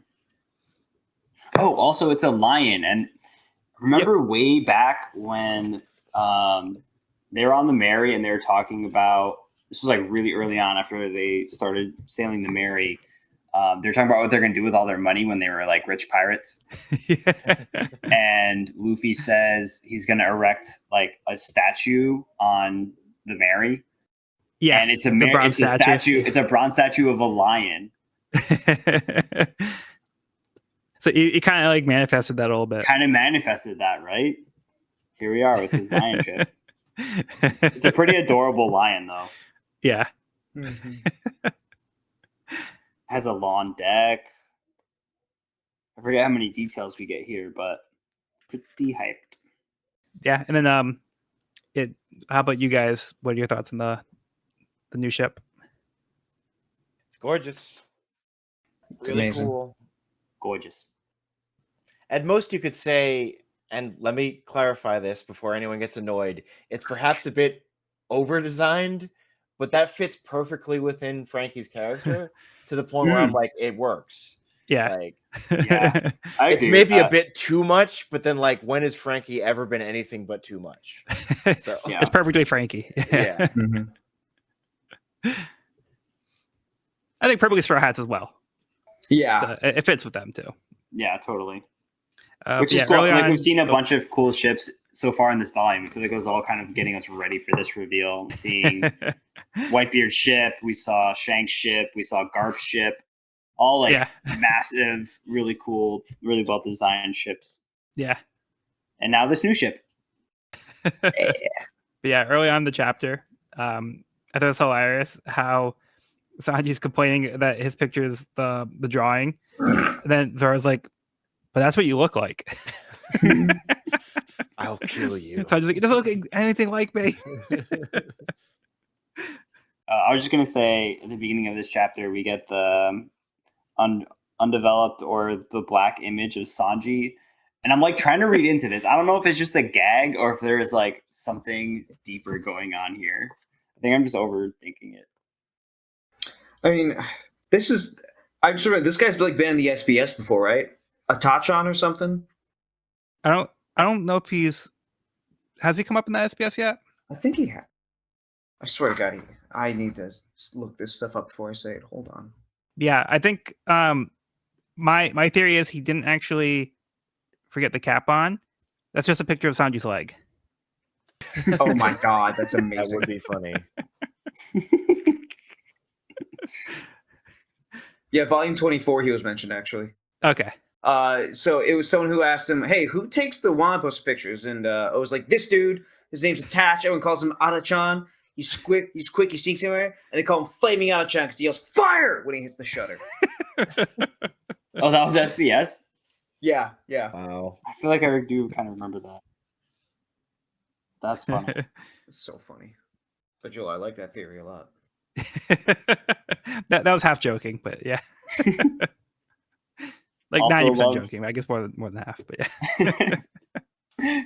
I love the moment after Franky finally arrives at Shipwreck Island, and we get the side by side of Luffy's Jolly Roger and then Franky's shorts, like a side by side of them, like waving their pirate flag. So You know, this gives me funny little vibes comparison. of. It makes me think of like Rugrats, Yeah. where it's like they would Oh. like something that they would do is like they would have like their like diaper or their underwear and be like, this is my pirate flag, like in their imagination. Mhm. Wow. God. Yeah. Evan, I have to ask you. So, did this volume, when Luffy asks Franky to join, and when the Franky family asks Luffy to have Franky join, was that at all a surprise to you? And if not, when to you did it become apparent that this would be a development? So I also like going along with the narrative, like I thought Franky was going to stay Same at this Water 7. stay in Water 7 at this point. Yeah, because I thought like he had his reasonings for staying, and I wasn't quite sure what. I feel like he had a duty to like, you know, be the leader of the Franky family and stay with his bros. Yeah, I think yeah, that's at this point that's what I was thinking for sure. But you thought Luffy would ask him? Oh, absolutely. Okay. Absolutely. Yeah. I'm gonna peace out after this chapter. So I won't get to say this later once we get into the next chapter proper. At this point, there was a surprising amount of debate.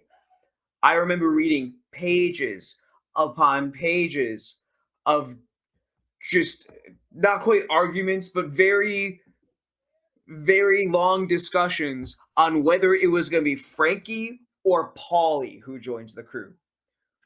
So many people were still on Team Paulie, Yeah. Wow. and I love Paulie. I love. But, like, I love. Come on, guys. What are you smoking not here? there. Like, Yeah, I agree. If we're talking about the mansion when it's burning down, I see your case. I see it. No, nah. But yeah, I think it after was- Annie's lobby, that like Paulie feels less like a candidate.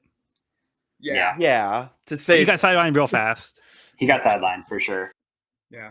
But I think most people are saying, like, it's like, oh, Polly's best feat's like saving him over the rope. And they're like, well, we just had a whole arc about Usopp not needing these feats, and like, and Robin was just a supporting antagonist until she came into the crew. But like, it's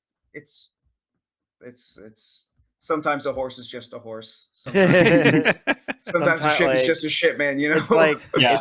it's some you don't always have to subvert expectations. Like right. look at Yeah. Game of Thrones. Like it's just like maybe sometimes expectations can be fulfilled in a fun and exciting way. Like it just Yep. Which the whole panty chase, that was a very fun way to subvert the expectation of how he would ask. Very fun.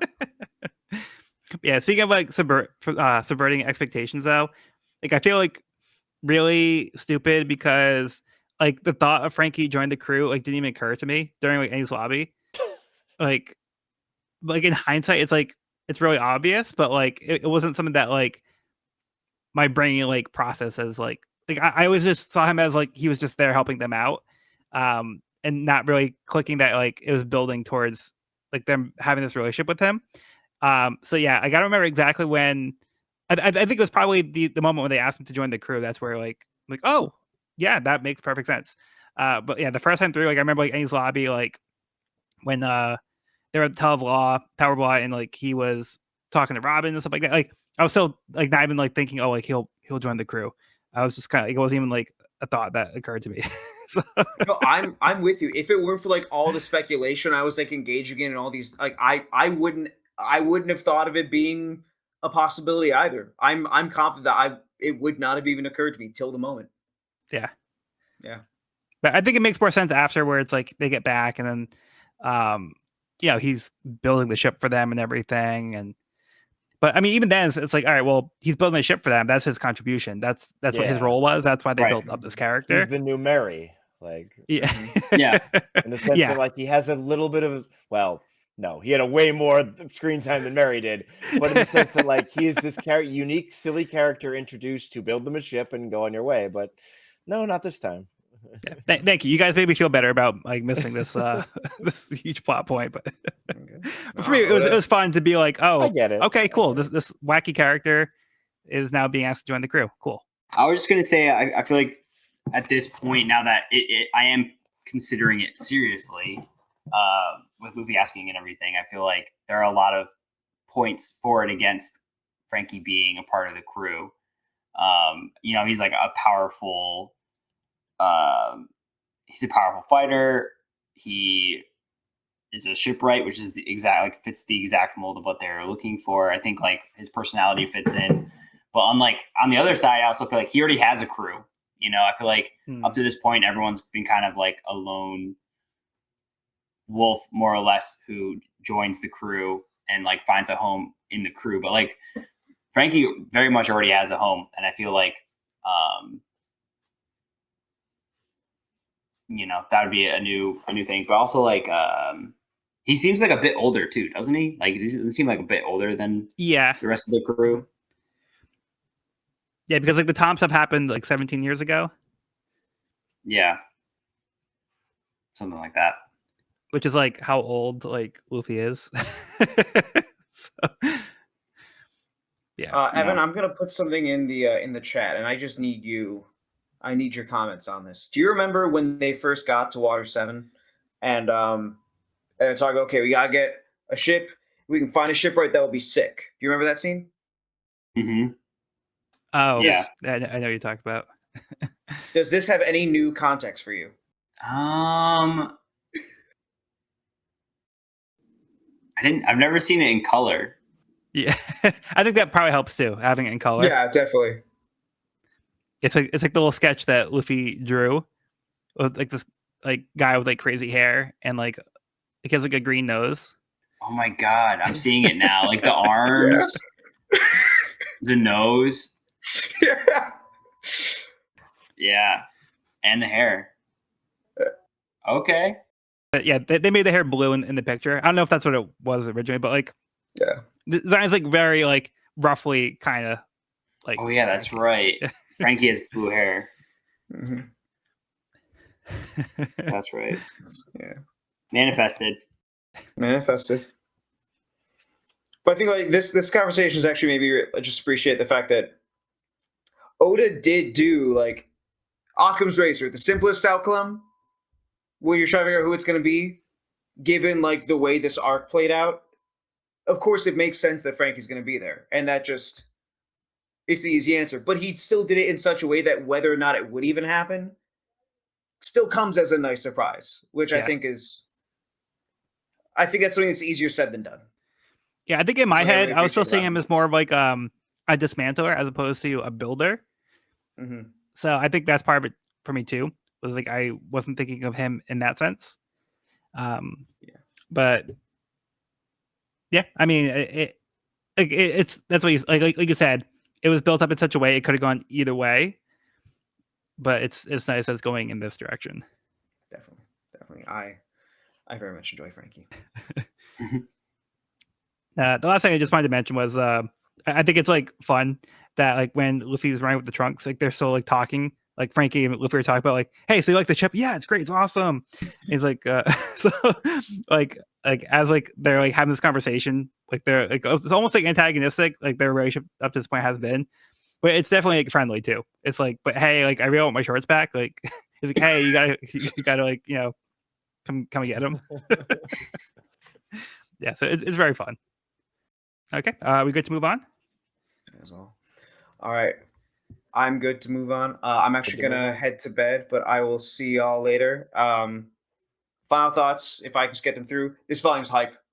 One of the most hype volumes of One Piece. Such great lore, such great world building. It's everything I love about this story, and sets the stage for so much after we've already seen so much. Holy shit.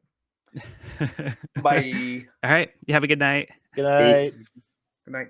Okay, let's move on to Enru's Great Space Mission Volume 8, The Old Battlefield. Lieutenant Spacey is sad to see his comrades have been defeated. Lieutenant Spacey, you gave it your best shot. Now he abandoned them. Sad. He should have been there.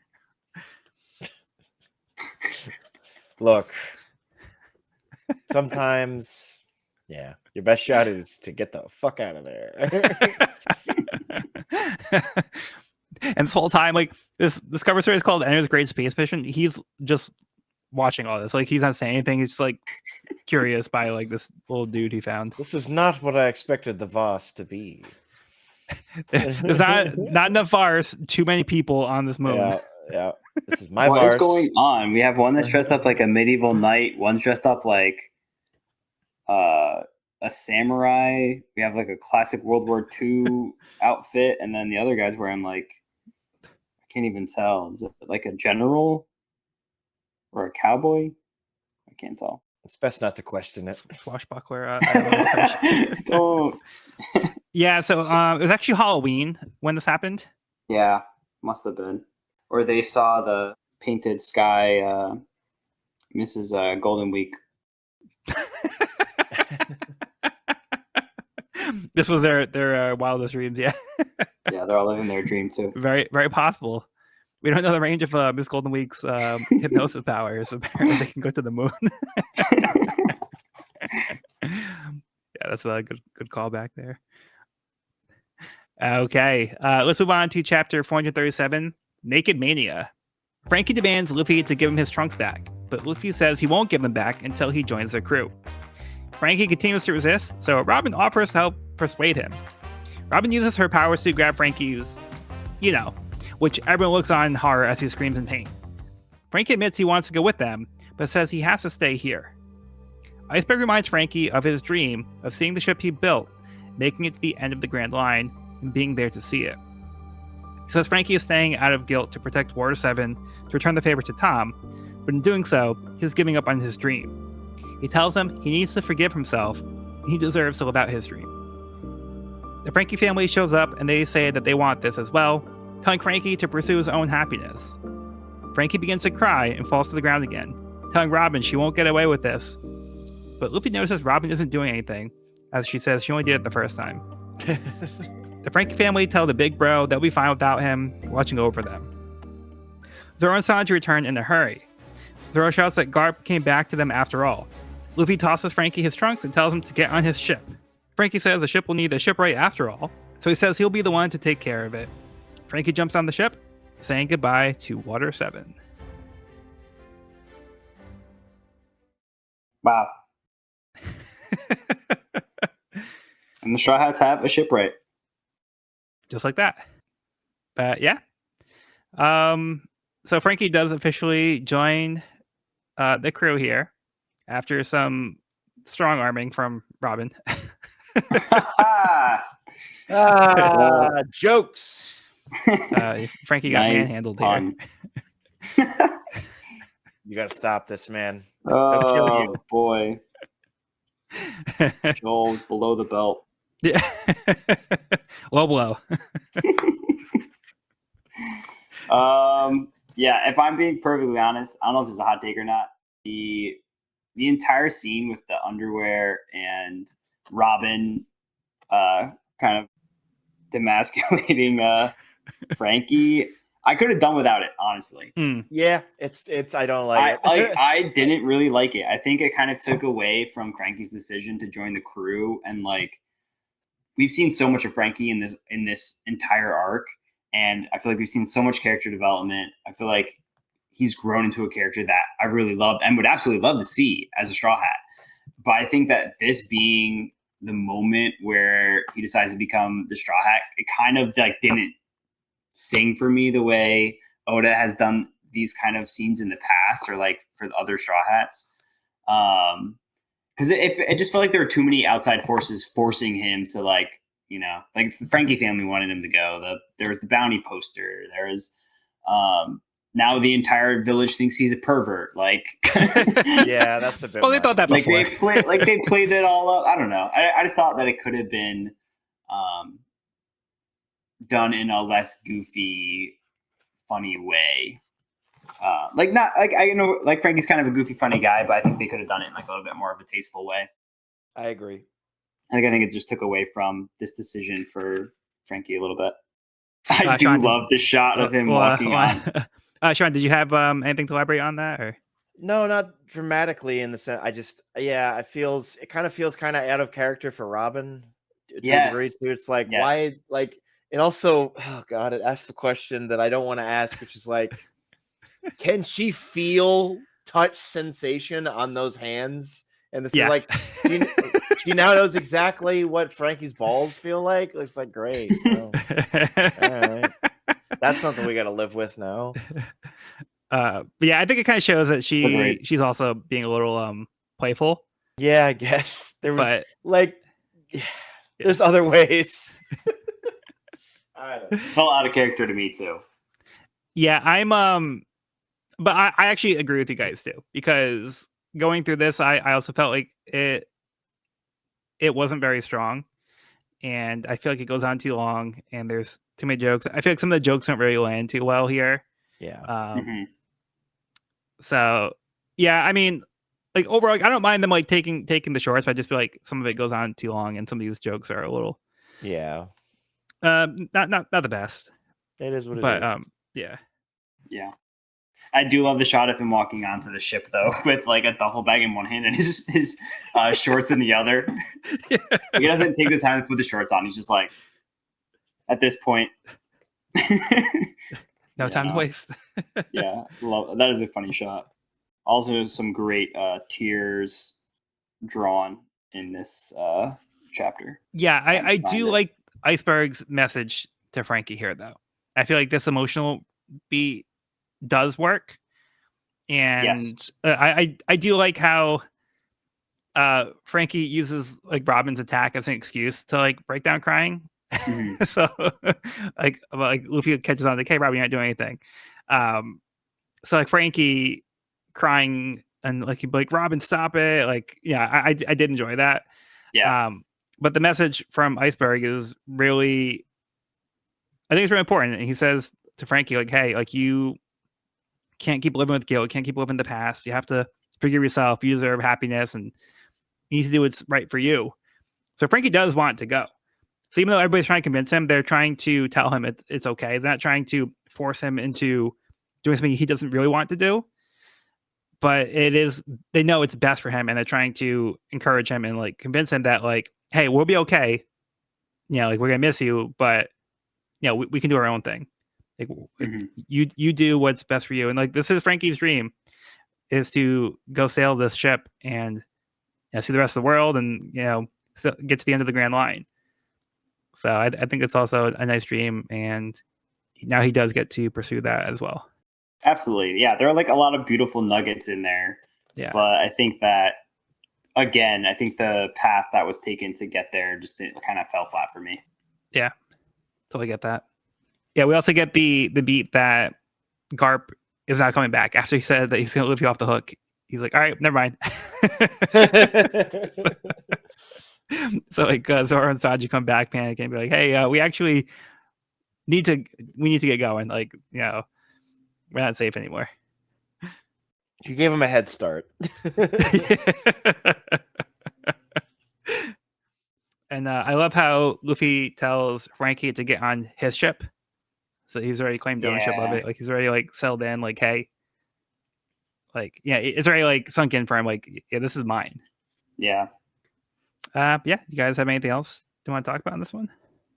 I'm good. Okay. Let's move on to Aniru's Great Space Mission Volume 9, The Creeping Shadow. A shadowy figure appears behind Aniru and Lieutenant Spacey. Well, that can't be good. It can't be good. Does not look good. Zoro hasn't seemed to notice this person, which is weird because he can sense people. Aniru? Yeah, not too much to go off of there yet. Mm-mm. All right, Evan, do you want to give us the next summary? Sure. Chapter 438, Pride. A few days before the Straw Hats' new ship was finished, Sanji told the crew he saw Usopp practicing reunion scenarios at the shore. Luffy and Chopper were overjoyed and ready to bring him back that instant, but Zoro strongly objected. Since Usopp went as far as to disrespect his own captain, letting that disrespect slide could only lead to failure. Then he threatened that if Luffy allowed Usopp to come back without apologizing for what he did, he would be the next one to leave the crew. In the present, Garp has been ordered to turn back and capture the Straw Hats, with the addition of Aokiji, who decided to hitch a ride back to headquarters. Usopp runs through the town toward Scrap Island and continues to rehearse ways to get back on board without making a big deal of their earlier conflict. As the Straw Hats set sail on their new ship, Franky asks if they're still waiting for one more. Luffy just smiles and feigns acceptance that Usopp doesn't want to come back since he never came to see them at Galley La. The cannonball then explodes right next to them, and Garp calls out on the megaphone that he regrettably has to sink his grandson's crew, but will do so single-handedly as a consolation. To this end, Garp grabs a cannonball and hurls it at the ship even faster than a cannonball itself could fire, but not even half as fast as he apparently used to be able to throw them. His men bring out 1,000 more cannonballs and he prepares to bombard them. At the same time, Usopp makes his way through the crowds that gathered earlier and calls out to the crew. He jumps from the broken stairway to the scraps below and keeps calling out while the Straw Hats do their best to parry Garp's cannonballs. Usopp keeps yelling at the crew and offering to forgive them for the fight that broke out. Chopper tries to direct Luffy and Zoro's attention to Usopp's cries, but they tell him they don't hear anything. Faced with the reality that the crew is leaving him behind, he tears up, drops to his knees, and makes one last attempt. He screams that he is so sorry and begs to take his insubordination back as his tears accumulate into a puddle. Luffy's arm stretches from the ship to right in front of Usopp, and he accepts the apology just as tearfully. Now that they're all together, they're ready to go on toward their next adventure.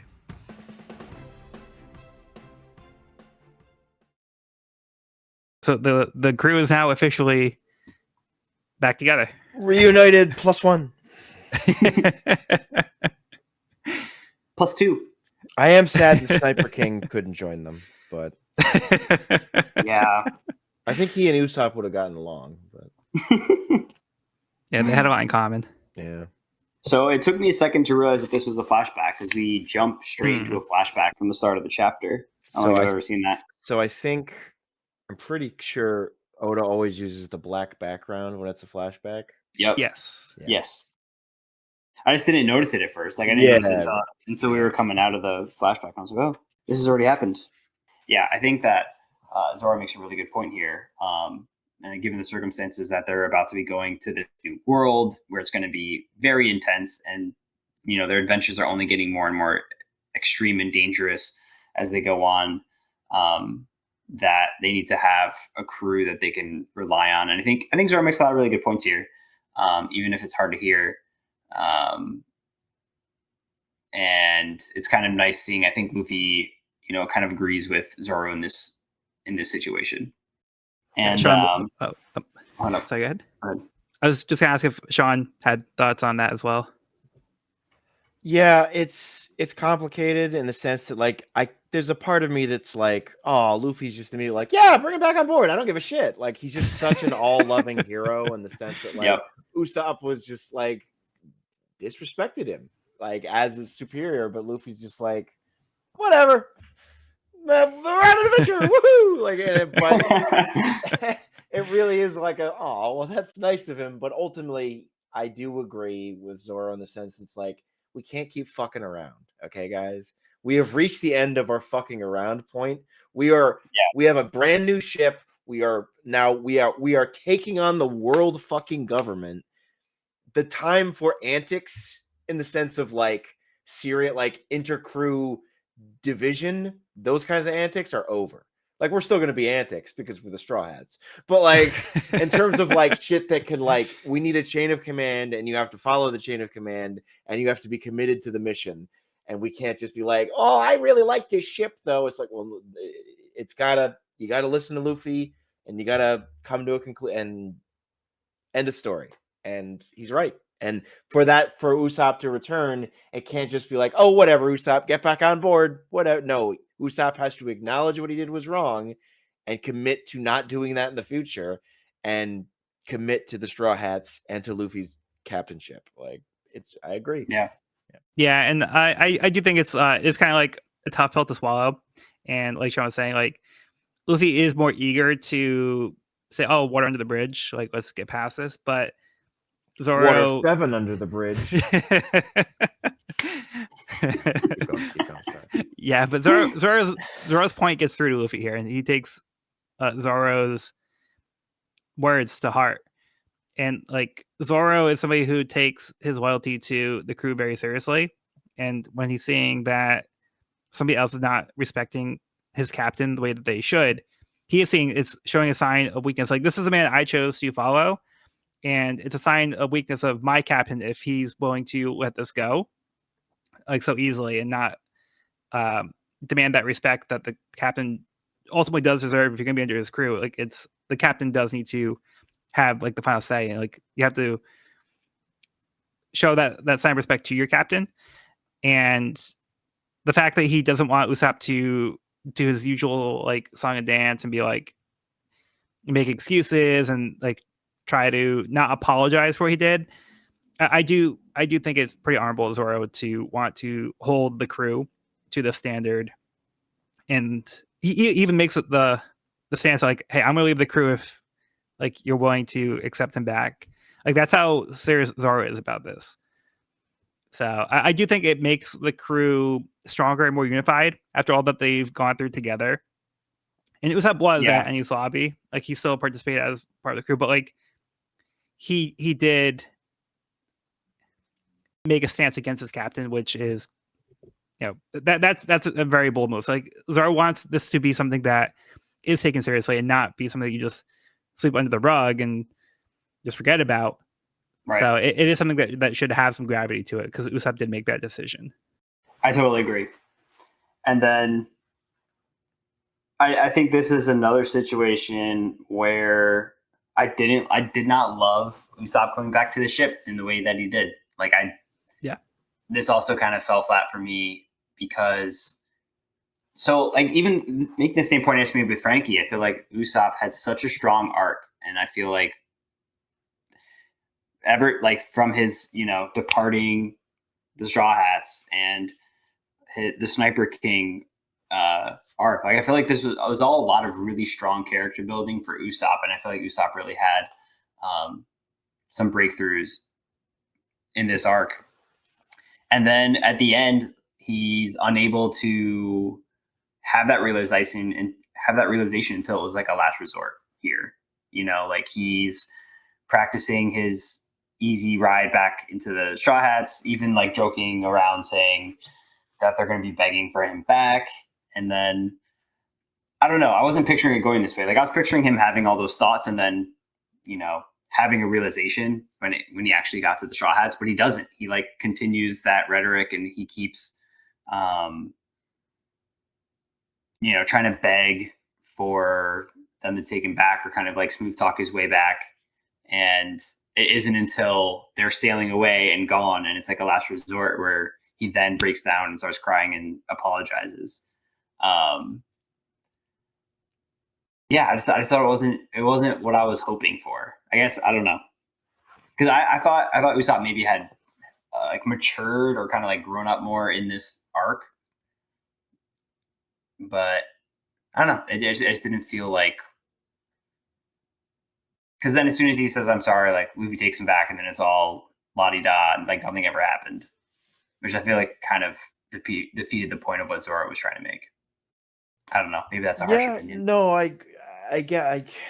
Oda cannot help himself with Usopp, I feel, and that he wants to do Usopp learning to better himself and become a more stronger and a great man of the sea. But I still want him to be a big bitch. Like I still want him to be silly and wacky and dumb and selfish and it's like, dude, eventually you gotta like pick a lane here. Like, are you gonna have him really advance or not? And I think he does, and then he does, and then he goes, and then he does, and I'm like, I think it was. I don't know. Oh, I'm sorry. Did you have something else to add there, Sean? No, but I think I know where Joel's gonna go with this, and it's the same argument of the like, where Joel doesn't think he'd actually fight, Lucci like fight, obviously, but like, I disagree. And if it's the case that no, he's still a big baby, that sucks, and it's bad writing, and I don't like it. We have waited too long. It's too far. Usopp's still a big baby. Come on. Yeah, this felt like the perfect time for Usopp to kind of stand up and own up to like mistakes that he's made and apologize in a mature way. Exactly. Because like I feel like it would have. They have to take away all his candy at the last moment before he's finally like, all right, I'm sorry. It's just like, yeah. See, I'm going to. Sorry, I just want to get this in there. I'm going to disagree with both of you on this point. Yeah, I'm sure you are. But probably not for the reasons that you think. So when it comes to a lot of these characters, Oda has written them in a way that they have these certain traits that they're a certain way, and for the most part, they tend to stick within those traits of the characters. Luffy, I feel like, is the character that probably shows the most growth from this arc, and I think maybe in general because he is the main character. So I feel like his role is a little different. So a lot of the other characters are going to have less progression than you probably might hope that they would. But for Usopp, I think him refusing to, I think his initial reaction to not apologizing at first is a deflection. So he internally, he feels this guilt, but he has a hard time admitting it. And he's more of like a person, he's a liar, right? So from the very beginning, it's been his whole thing. So he always tries to build himself up, and he knows inside that he's not this great, powerful pirate, but that's what he wants to be. So he kind of projects a little bit.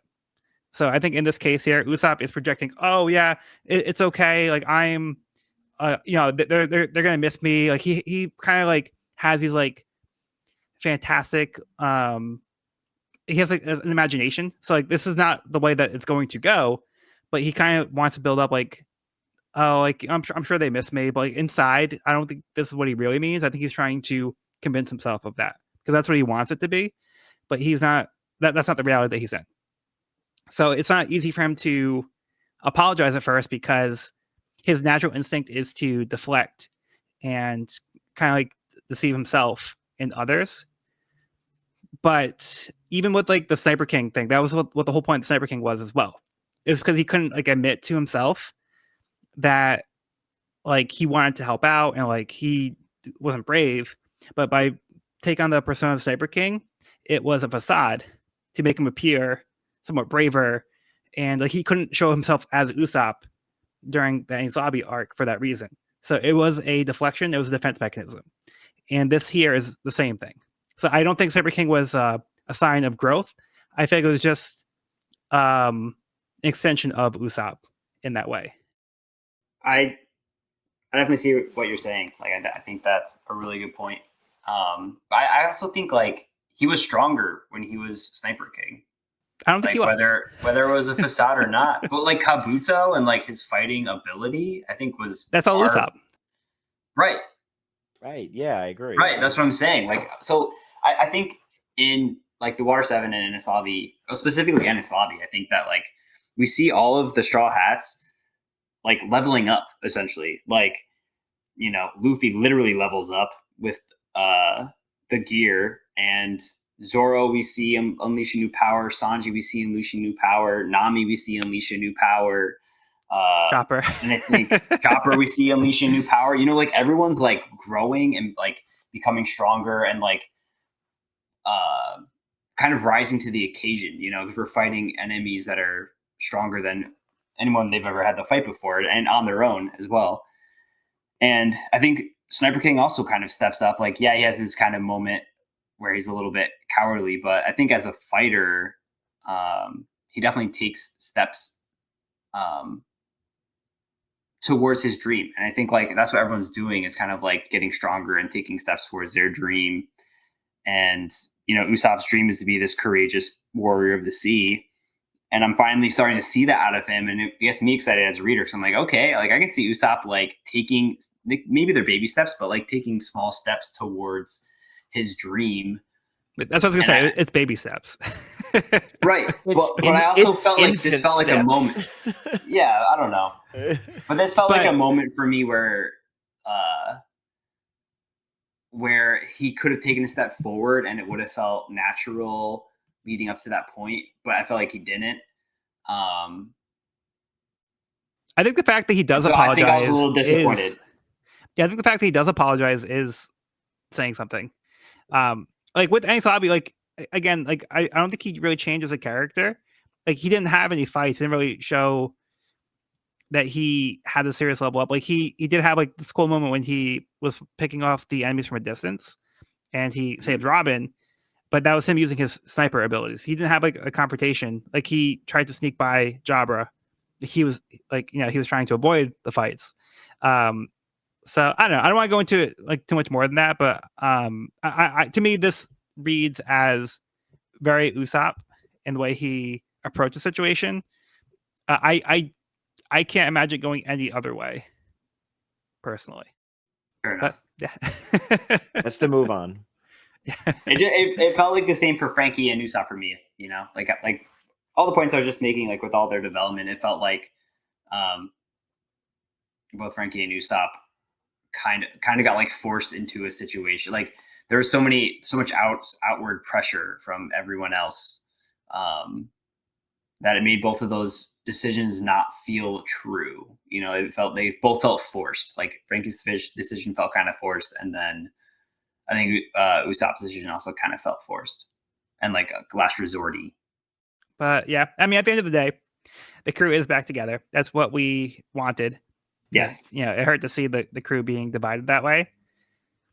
So they do have a tearful reunion, and I mean, Luffy was always like ready to take Usopp back, but to him it was just enough that Usopp did apologize, and we see that they're already like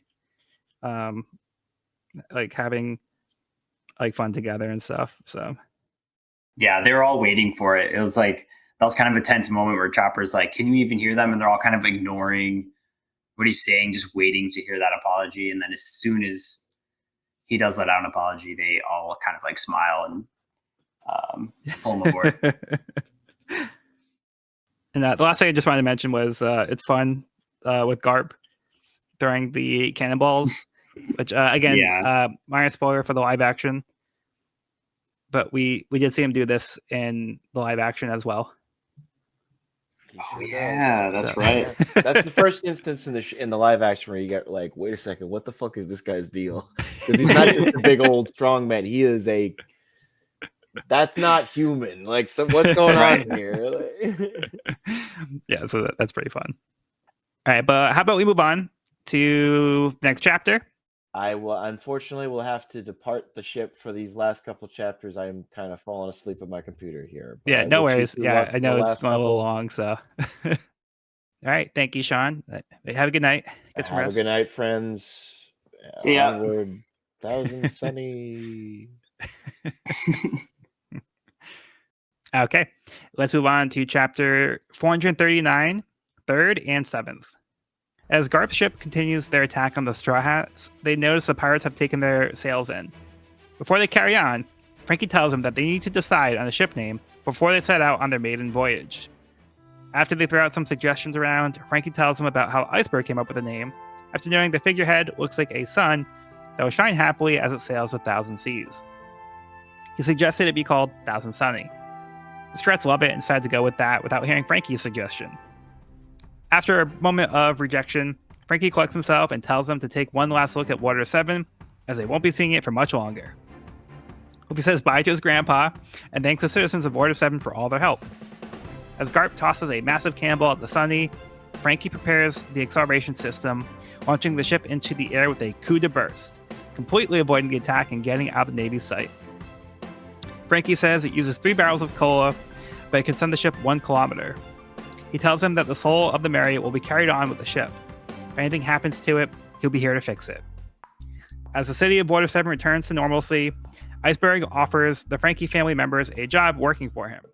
Elsewhere on the Grand Line, Tashigi shows Commodore Smoker the Strats' new bounty posters. He says they'll need to continue to climb the ranks in order to chase the Straw Hats into the new world.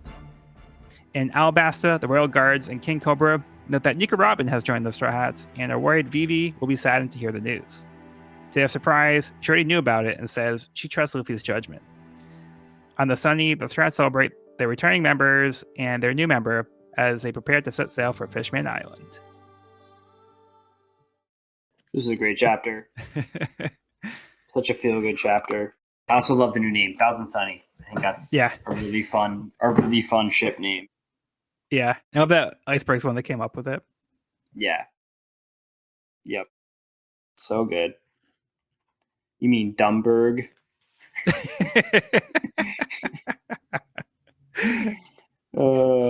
And we can see Thousand Sunny fly through the air with the coup de burst. Yeah.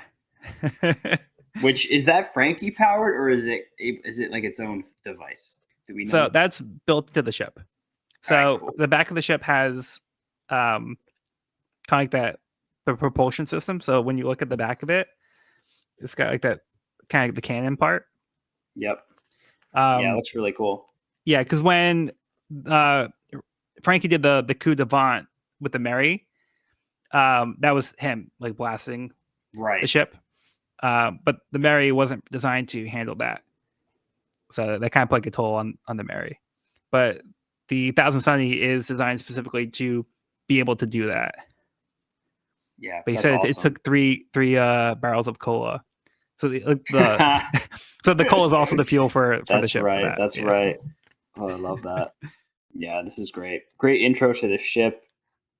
The whole crew's together at last. Yeah. And I love how Franky demands that they name the ship first before they sail. Yeah. Yeah. Everyone's like, now's not the time. And he's like, no. It wouldn't be a meeting. No, he's right. The man's right. We gotta have a name first. Yep. He's like, listen to your shipwright in this instance. Like, yeah, and then we get a series of like silly names that they just start spitballing. Yeah. Luffy's just like saying like random animals. Yep.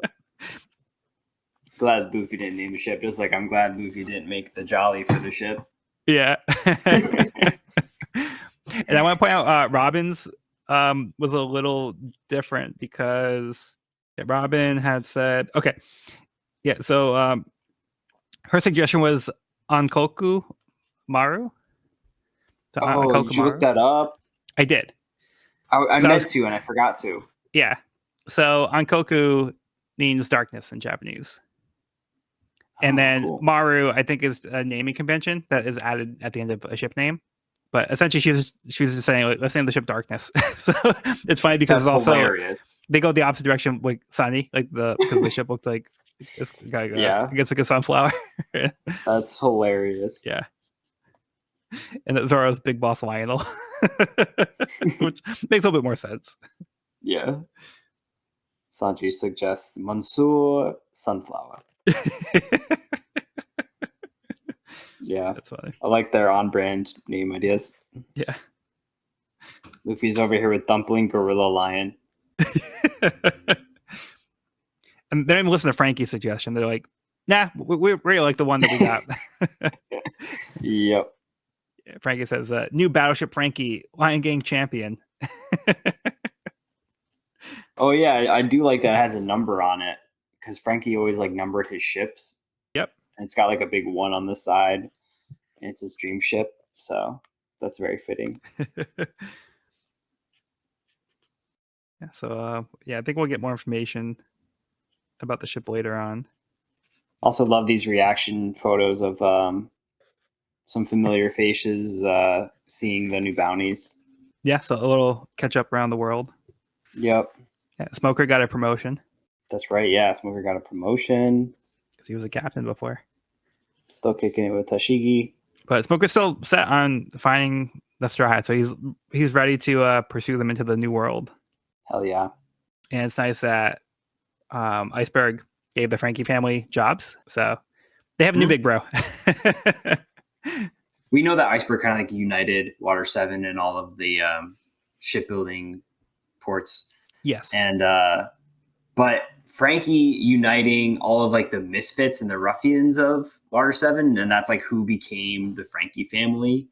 I don't know, like I never made that correlation. Like they both kind of like built this city in their own way, but both kind of contributed to the greater like city building. Yeah. I guess I never saw it from that perspective. Like when they put it side by side, I was like, oh yeah, like Franky's also a leader in his own way, and has also contributed to the city in a positive way. You know, like yeah, he's a troublemaker, but you know, like that those people are in a better place because of Franky, and he's kind of lifted the city up from the bottom. And yeah, I thought that was a cool comparison that was made. Yeah. So yeah, the Franky family is being left in good hands. Yep. Franky, a straw hat. It's going to take a second for that to sink in. Yeah, this is one that I was like not sure if you would have like put together ahead of time, like especially because like I know you have like some of the other box sets, so I wasn't sure like how much. No, honestly, no. Like what we were talking about earlier when you guys were kind of saying he didn't really realize it until like neither did I. Like I definitely, I wasn't even like really considering it until Luffy was considering it. I was like, oh, well, maybe. And then I was like, yeah, that would kind of fit. Like, okay, I could definitely see that working out. Like they all get along. They've all got some history now, and he kind of fits the mold. And he is exactly what they went to Water 7 looking for, you know, and he's very good at it. So he built the ship that they're on. So who better to be their shipwright than the ship's creator? And it's like his like dream child too, which is cool. Yeah. So I love their big cheer at the end. All drinking up. It feels very much like an Oda like arc finale, like the arc conclusion, like a big party, or like, you know, I guess we already had our big party, but this was more like intimate with them. This is like this is the icing on the cake, like the ribbon on top. Because like now Usopp's back too, so I think that's where like after everything they went through, and the crew was at its lowest point. You know, the Water 7, and then like Robin, and then like having to like assault the world government, like all of like these things, like it was a lot. And like the fact that like they they got through, and then like they were losing their ship, and now after like everything was like so dour, now things are looking much brighter. So they're in a way better place than they were like during the arc. Right. So it's nice to see like now they can actually take a breath and enjoy like that they got through all of that. Yeah. So sad. It's such a satisfying conclusion. Yeah, and do you know what the chapter title is referring to? 3rd and 7. Yeah, No, I guess not. it's referring to Oh, 3rd and 7. Usopp. Yeah, Usopp and Franky, and the order that they had joined the crew. So Usopp was the third person to join Luffy. Franky's the seventh person to join Luffy. So like Usopp Nice. and Franky are the ones who are now rejoining. I see. That's pretty good. Yeah. I definitely did not catch that. Yeah, 'cause it's not apparent at first. It's like, and then because a lot of times like the titles will be relevant to something that's said in the Mhm. chapter, but then like this wasn't said anywhere. Yeah, I didn't even put a second thought into it. That's good though. Do you have any other thoughts on the chapter? I'm going to move on. Okay. Last thing was the SPS question. So this is what we were referring to before, because somebody asked about Kaku and Khalifa getting the devil fruits. So he says like, but during Luffy's time, how did they already know that was called the Gum Gum fruit? So he says he's going to go into more detail later on, but there is a manual to identify the devil fruits, to identify the name and powers of each fruit. But there's some that don't have pictures to go with it. So the Gum Gum fruit had a picture, so they were able to identify it, but Khalifa's and Kaku's didn't. So they had to eat it to find out what abilities it had, and then they go look for the name. So then they could refer to it. So it's like, oh, okay, so here's the bubble fruit. We didn't know that's what that fruit was because we didn't have the picture of it. But now that we ate it, we can be like, okay, this is what it was. Okay. It's quite a risk to take. Hope they took the pictures before they took a bite. Yeah, right. That's funny. Okay. Moving on to Enru's Great Space Mission, Volume 10. Lieutenant Spacey is killed by a space pirate. A space pirate snuck up on Spacey, piercing him with a spear. What is going on? It's rough out here on the moon. Yeah. Enru could not care less. Yep. So poor Lieutenant Spacey. Yeah. Okay, but we'll get more on that next volume. Do you want to finish us off with the last chapter? Yep. Chapter 440, Fire Fist versus Blackbeard. Across East Blue and on Drum Island, the Straw Hats' friends and mentors react to the news and their bounties. The chefs at Paratier put Sanji's poster on display. The mayor of Windmill Village laments the chaos that's become characteristic of the monkey family. Kaya and the Usopp pirates astutely deduce that Sniper King is actually Usopp. The students at Zoro's dojo want to be just like him. Genzo and Nojiko bicker, but both take pride in Nami's photo, noting that she looks happy. Kureha is content to see that Chopper seems to be doing well. On the island of Altigo, members of the Revolutionary Army discuss newfound victories as Dragon reminds them there's nothing joyous about war. He notices Luffy's poster and steps outside to get some air. He accepts the path that Luffy has taken and affirms that a day will come when they will meet. We shift to 3 days prior on Bonero Island, where Ace has finally caught up to Teach. Ace is serious and laser focused on fulfilling his duty, but Teach is jovial, even offering Ace a spot on his crew. He divulges his plan to capture Luffy and to present him to the government as a gift. Ace decides to shut him down, warning that Luffy is his brother. Bullets from Van Ogre's rifle fly through Ace mid-sentence, and he retaliates by shooting his own bullets made of flame. Burgess throws an entire hotel at Ace, but he easily incinerates it with a column of fire. Teach yells at his men for attacking Ace when they're not at his level as Ace throws a fire fist their way. Teach hollers in pain from the fire, but stands up and offers Ace his understanding. Teach knows the severity of his crime, but tells Ace that he only stooped so low and joined the Whitebeard pirates decades ago in the first place solely to get his hands on a specific dove fruit that Thatch ended up finding. To Teach, Thatch's death was just bad luck. Teach laughs as a black aura begins to emanate from his arms, then erupts from his body. He explains that Ace may be fire, but he is made of darkness. Wow. Okay. Yeah, so continuing from the last chapter, we just have like some nice little catch-up moments with where the Strats came from, like their hometowns. So they're now seeing the bounty posters, and they're like, hey, I know that person. So all the warm fuzzies. Yeah, some faces we haven't seen in a long time. So it's very nostalgic and heartwarming. It does help like make the world feel lived in. Yeah. It's like just because like we left those places, things are still going on. Right. Yeah, I love that. And not in a cover story, but like in the actual chapter. Right. Nice getting these little snippets.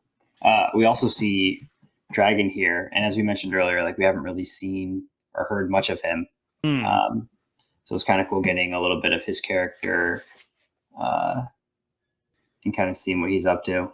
Yeah, a little bit more of the revolutionaries. Yeah, and alluding to meeting Luffy, which is some exciting foreshadowing, I think. Yeah, and possibly the most exciting part of the chapter is Ace is now face to face with Blackbeard. Yep. Ace has found his man. So this has been building up since Alabasta. Yep. Alabasta. Wasn't there technically cover story Drum too? Technically Drum Island. Wow. Because that's the first time we heard of somebody looking for Luffy, and Teach had come through Drum Island and caused the destruction. That's right. And we got Ace cover story too, didn't we? Yeah, that was after, but yeah. Oh yeah, that was after. Yeah. No, I love Ace's character. It's great seeing Ace here kicking some ass, and then the big reveal of Teach's devil fruit power, which is insane. Honestly, it is absolutely wild, and it's kind of cool that he was like seeking out a very specific devil fruit. Man's got a plan, and it is scary. Like, he's made of darkness. Like, I can't even wait to see what that looks like practically used in combat or however you use it. Yeah, because we just see him like activate it, but not really what it does. Yeah. And like the fact that he went to such lengths to obtain this fruit, like he was willing to kill one of his comrades, like he pretty much just joined the Whitebeard pirates to have access to these rare devil fruits in hopes of finding this one. So he had memorized, like he said, he memorized all of the shapes of the devil fruits. So he knew exactly when they found the one he was looking for. Wow, pretty wild. He says this power chose me. Yeah. With this, I'm the strongest in the world. It's gonna be quite a showdown. It's a Logia fruit. Yep. So it was a rare rarity even among the Logia fruits. Yeah. Wow, this is gonna be quite the showdown. I'm pretty excited. Fire versus darkness. I like the way that Ace uses his powers in this chapter as well. Like when the ogre shoots him, like the bullets pass through and like his body turns into like flames as the bullets pass through. And then Ace like has like little finger pistols he shoots. He calls a fire gun. Yep. All the Logia devil fruit powers look so cool on the page. Yeah. And these two are no exception. Like, yeah, Ace's fight scene looks awesome. But I'm very excited to see more of this darkness devil fruit. Looks almost like crocodile sand a little bit. But I'm very excited to see more of that. Yeah. Yeah. And now we're maybe getting a sense of why Shanks was like warning about Right. Siege. Right. Yep. Yeah. So unfortunately, that's where we end the volume, kind of on a cliffhanger. Yep. But we did get a lot of really impactful information in this volume. Dude, it was so just like non-stop. Non-stop. Every couple pages, I feel like we were getting like new information, new reveal. It was like action-packed. Not action, maybe not action-packed. Like there was a lot of action, but it was like information-packed. Yeah.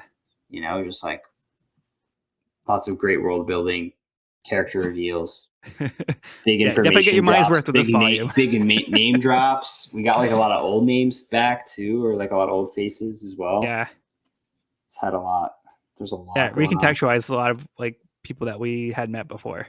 Mm-hmm. Because like really, this one has like characters from like the entire series. Yeah. Like, in this one volume. Kobe was in the very first volume, right?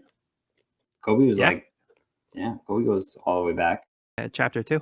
Helmeppo too goes all the way back. Yep. First volume. Yeah. Yeah. We get Shanks back. Now realizing like he's one of the top dogs. Yeah. Yeah, Luffy's lineage.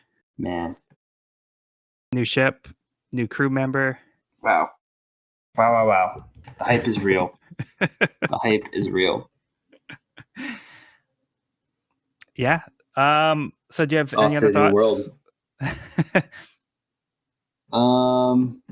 No, I'm just like there was so much table setting and world building in this that I'm just like really hyped for what's to come. Yeah. Ends on a big cliffhanger with our beloved Ace versus the Man of Darkness. Like that's going to be quite a matchup. Like I'm pretty excited for that. But yeah, just so much happened. Yeah, and I also think it's interesting that in this volume, I think we have every person with the initial D mentioned. Mentioned, yeah. Yeah. That's so true. Every single person. Yeah. Even Saul gets brought up. Even Saul gets mentioned, yep. Yeah. Man. Not sure what it means, but Dragon is Luffy's father. That was huge. Have they alluded to that at all earlier? Nah. That was like that was a complete drop. Yeah, there's no indication what he was doing in the Logtown before. That's wild. All right. Well, do you want to update your rankings with Enies Lobby? Yes. All right. So currently in S tier, I have Alabasta, Arlong, Baratier, Skypiea, Water 7. In A tier, Drum Island, Little Garden, Logtown, Jaya, Romance Dawn, Syrup Village.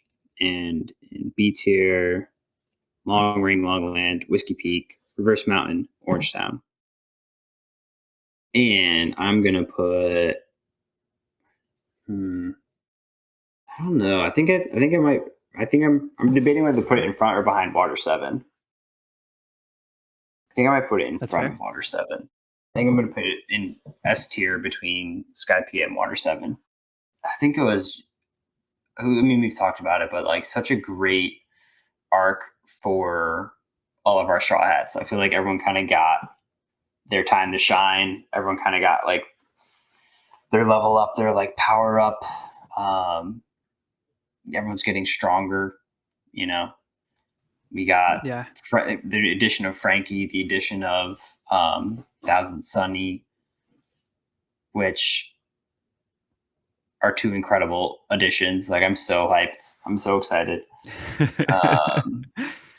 Yeah, the turmoil of Robin's story kind of coming to a head and coming to a conclusion here. We got Usopp back. Like, yeah, this was a great arc. And this volume, I feel like this volume just like opened it up too. Yeah. It's like everyone's finally back together. We got a new ship. We got the crew's been reunited and has grown. And now like we're heading to the new world. Like the sky's the limit. Like it just seems like the world opened up in a big way in this volume. And like we also highlighted some like other side plots that are happening, or other side characters, with Shanks and Whitebeard and Blackbeard and Aces in the fray, and Garp. Like there's just like so many new characters that got a lot of time in this volume, just kind of expanding the world and giving us a more general situation, like general perspective of what's going on the Grand Line. So yeah, hyped, so hyped. Hey, awesome. So my current rankings would be S tier, Alabasta, Along Park, Water 7, Jaya, Drum Island. A tier, Skypia, Long Ring, Longland, Baratier, Little Garden. B tier, Syrup Village, Logtown, Orange Town, Romance Dawn, Whiskey Peak, Reverse Mountain. This one's a little tough. Like it was hard to rank Water 7, and it's hard to rank Water 7 and Enies Lobby separately. Yeah, but I agree. Like overall, like even though Enies Lobby has a lot of fighting in it, that's not the elements of the arc that really stand out to me. Like there's just so many like amazing moments. Two of my favorite moments in the entire series, in particular, I Want to Live, and like when Luffy tells Cyber King to shoot down the flag. So good, so hype. And then like we get Robin's backstory with O'Hara, like how that developed, like with information about the scholars, and then like Luffy doing Gear 2 and Gear 3 for the first time. So like there's a lot of like really iconic moments in this one arc. That's not even like counting this volume. Like I think this doesn't change my ranking for it, but by including this volume, I think it just further strengthens the arc. So for me, I'm actually going to put this at S rank between Alabasta and Arlong Park. So this is going to be my second ranked. So updated rankings would be S tier, Alabasta, Enies Lobby, Arlong Park, Water 7, Jaya, Drum Island. A tier, Skypia, Long Ring, Longland, Baratier, Little Garden. B tier, Syrup Village, Logtown, Orange Town, Romance Dawn, Whiskey Peak, Reverse Mountain. Hell yeah. Yeah, going into the episode, I wasn't sure where I would put it, but I think to me that just makes most sense. Yeah, I'm with you. It's top notch, and like I feel like Oda's just like ramping everything up, with the world building and with like the straw hat, the development of the straw hats, and like I'm so excited for what is to come. Yeah, it just keeps getting better and better. And before Sean signed off, he gave us his arc rankings. I'll put those in here. Do you want to just run through your current rankings? Yes, so my current rankings were starting at the very top of S tier, we have Arlong Park, followed in S tier by Alabasta. Then we swap down to A. At the top of A, we have Water 7, then Skypia, then Barati, then Little Garden, then Logtown, then Romance Dawn, then Syrup Village, then Drum Island, then Jaya. I stuffed A to the brim. And then we get down to B, and we top it off with Orange Town. Then it's Whiskey Peak. Then it's Reverse Mountain. And then it's Long Ring, Long Land. So, Enies Lobby is going in with the combination of post Enies Lobby, as that's how we're doing it. It will go to in between. No, bottom of S. At the bottom, it is my next S tier one. At the very, it's below Alabasta, but not by much.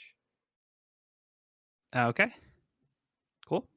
Okay, so Cody has to hop off a little early, so I wanted to get his arc rankings before he signs off. Yeah, so if you want to just walk us through your current rankings before I add Enies Lobby. Yeah. Okay.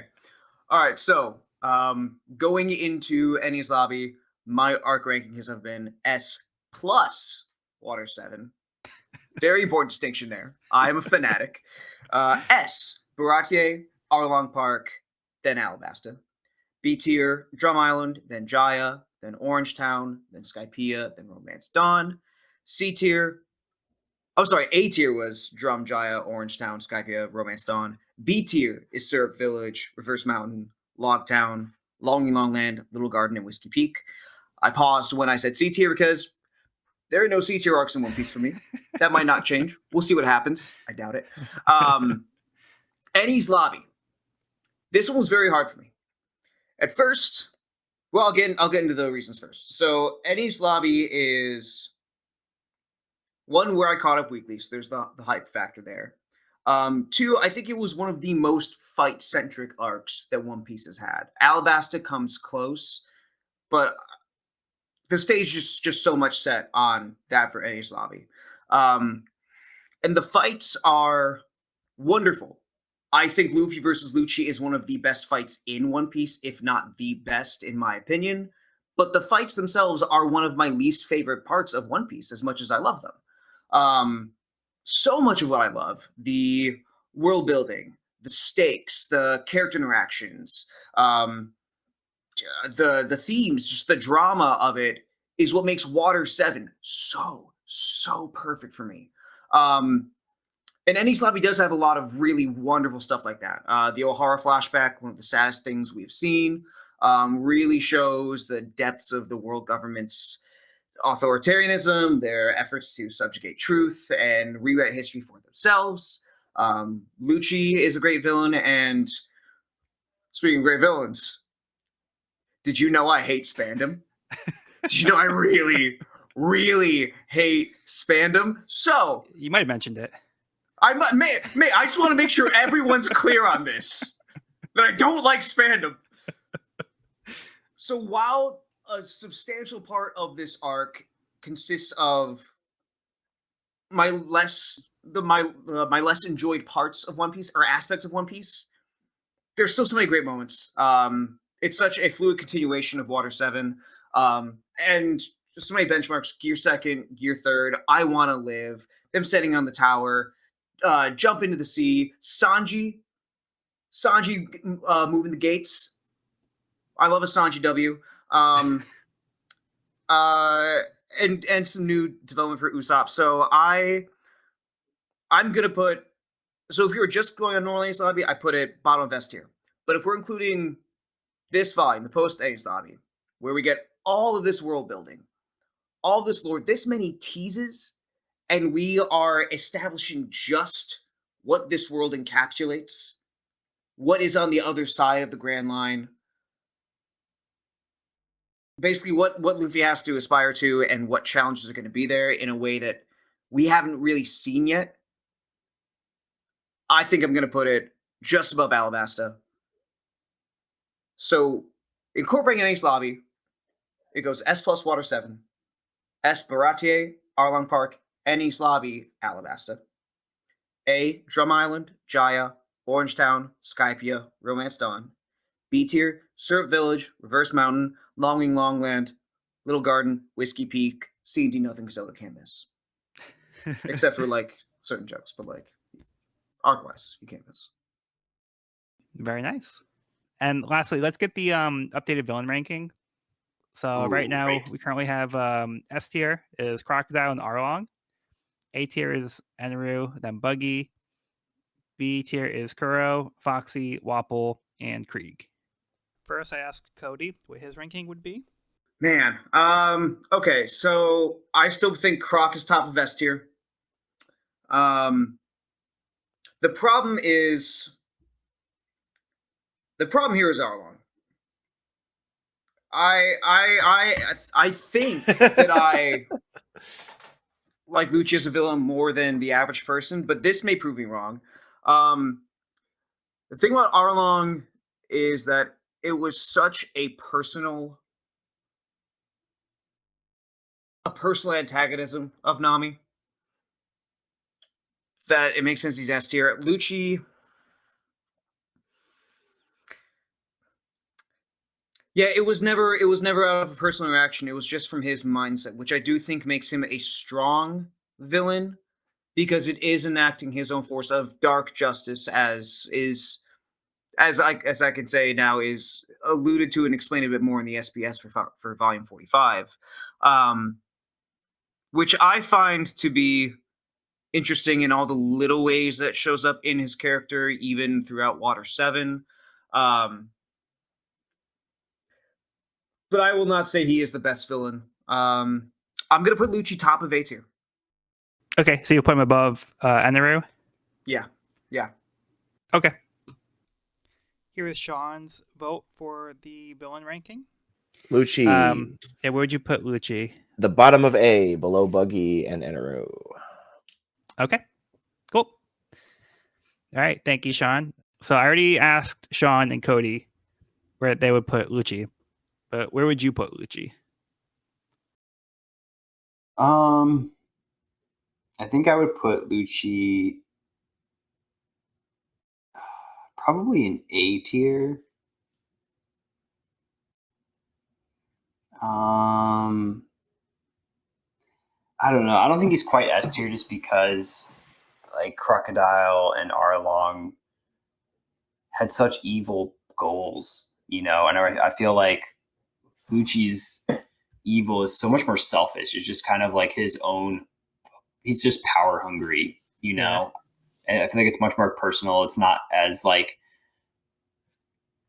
there isn't a bigger scheme. I don't think. It's all just like very selfish. He was so strong. I don't know. I think I'd probably put him at top of A tier, above Eneru. Okay. I don't know. What do you think? I would put him in A tier, but I would put him behind Buggy. Yeah. So I've kind of expressed that Lucci isn't the strongest villain in my opinion. Mm-hmm. I don't like his motives. I think they're very simplistic, and compared to, like you said, like Crocodile or Arlong, or even Enru, like who had like grander plans. That's true. Yeah, Eneru did. And Buggy, I just think is more entertaining. Lucci, he's cool and he's strong, but I think that's really all he has going for him. So he's a pretty simple villain, and like Cody's expressed more complex things, and he's maybe view Lucci a little differently. Yeah. But he at the end of the day, like he's still, his motives are still like, I want to be the strongest, like survival of the fittest. Yeah. And he's not really in charge. Like, he's not calling the shots. It's Bondum who is really calling the shots. He's mostly following orders. He just wants to kill things, which again, that's just not like a very strong motive for a villain for me. Yeah, that'll make sense to me. So where does he go? Do we put him A tier behind Buggy? That had the most votes. Yeah, I'll third that too. Like I think that. Okay. Well, if you works wanted to for put me. him higher, then we could get Andy's vote as a tiebreaker next time he's on. Or if you think he's fine behind Buggy, then we can just place him there. Let's put him behind Buggy. I would love to hear Andy's opinion as well, but I would say I'm comfortable with that. Okay. Yeah, I think that's fair. Because he's still an A tier villain, but like I just think he's weaker comparatively. Like there's no way like he's below like anybody in B tier right now. Yeah, no way. So, yeah. But yeah, I think we can all agree he's a strong villain, but probably not the strongest story wise compared to some of the others. Agreed. All right. Yeah, so I think we're gonna wrap things up there. Sweet. But yeah, that will do it for this week's episode of the We Are Reading One Piece podcast. You can find this episode wherever podcasts are found at We Are Reading One Piece podcast.buzzsprout.com or on the YouTube channel at We Are Reading One Piece. This is a spoiler-free channel up to where we have recorded the podcast, so if you're new to the series, you can visit the channel there. You can also find me and this podcast on my YouTube channel at Pirate King Codex for more One Piece content. If you have any questions, comments, or feedback, you can reach us at wearereadingonepiece@gmail.com. We'd love to hear from listeners, so if you're enjoying the show, or if you have any suggestions on how we can make it better, let us know. Next episode, we'll be discussing Volume 46, Adventure on Ghost Island. I've been Joel, and I've been joined by Sean, who left a little earlier, but Evan. Thanks for listening. And Cody, who also had to leave a little earlier, but we at least wanted to get some of their thoughts for this episode. But for now, be sure to bring along all of your hopes and dreams, and we'll see you on the next episode.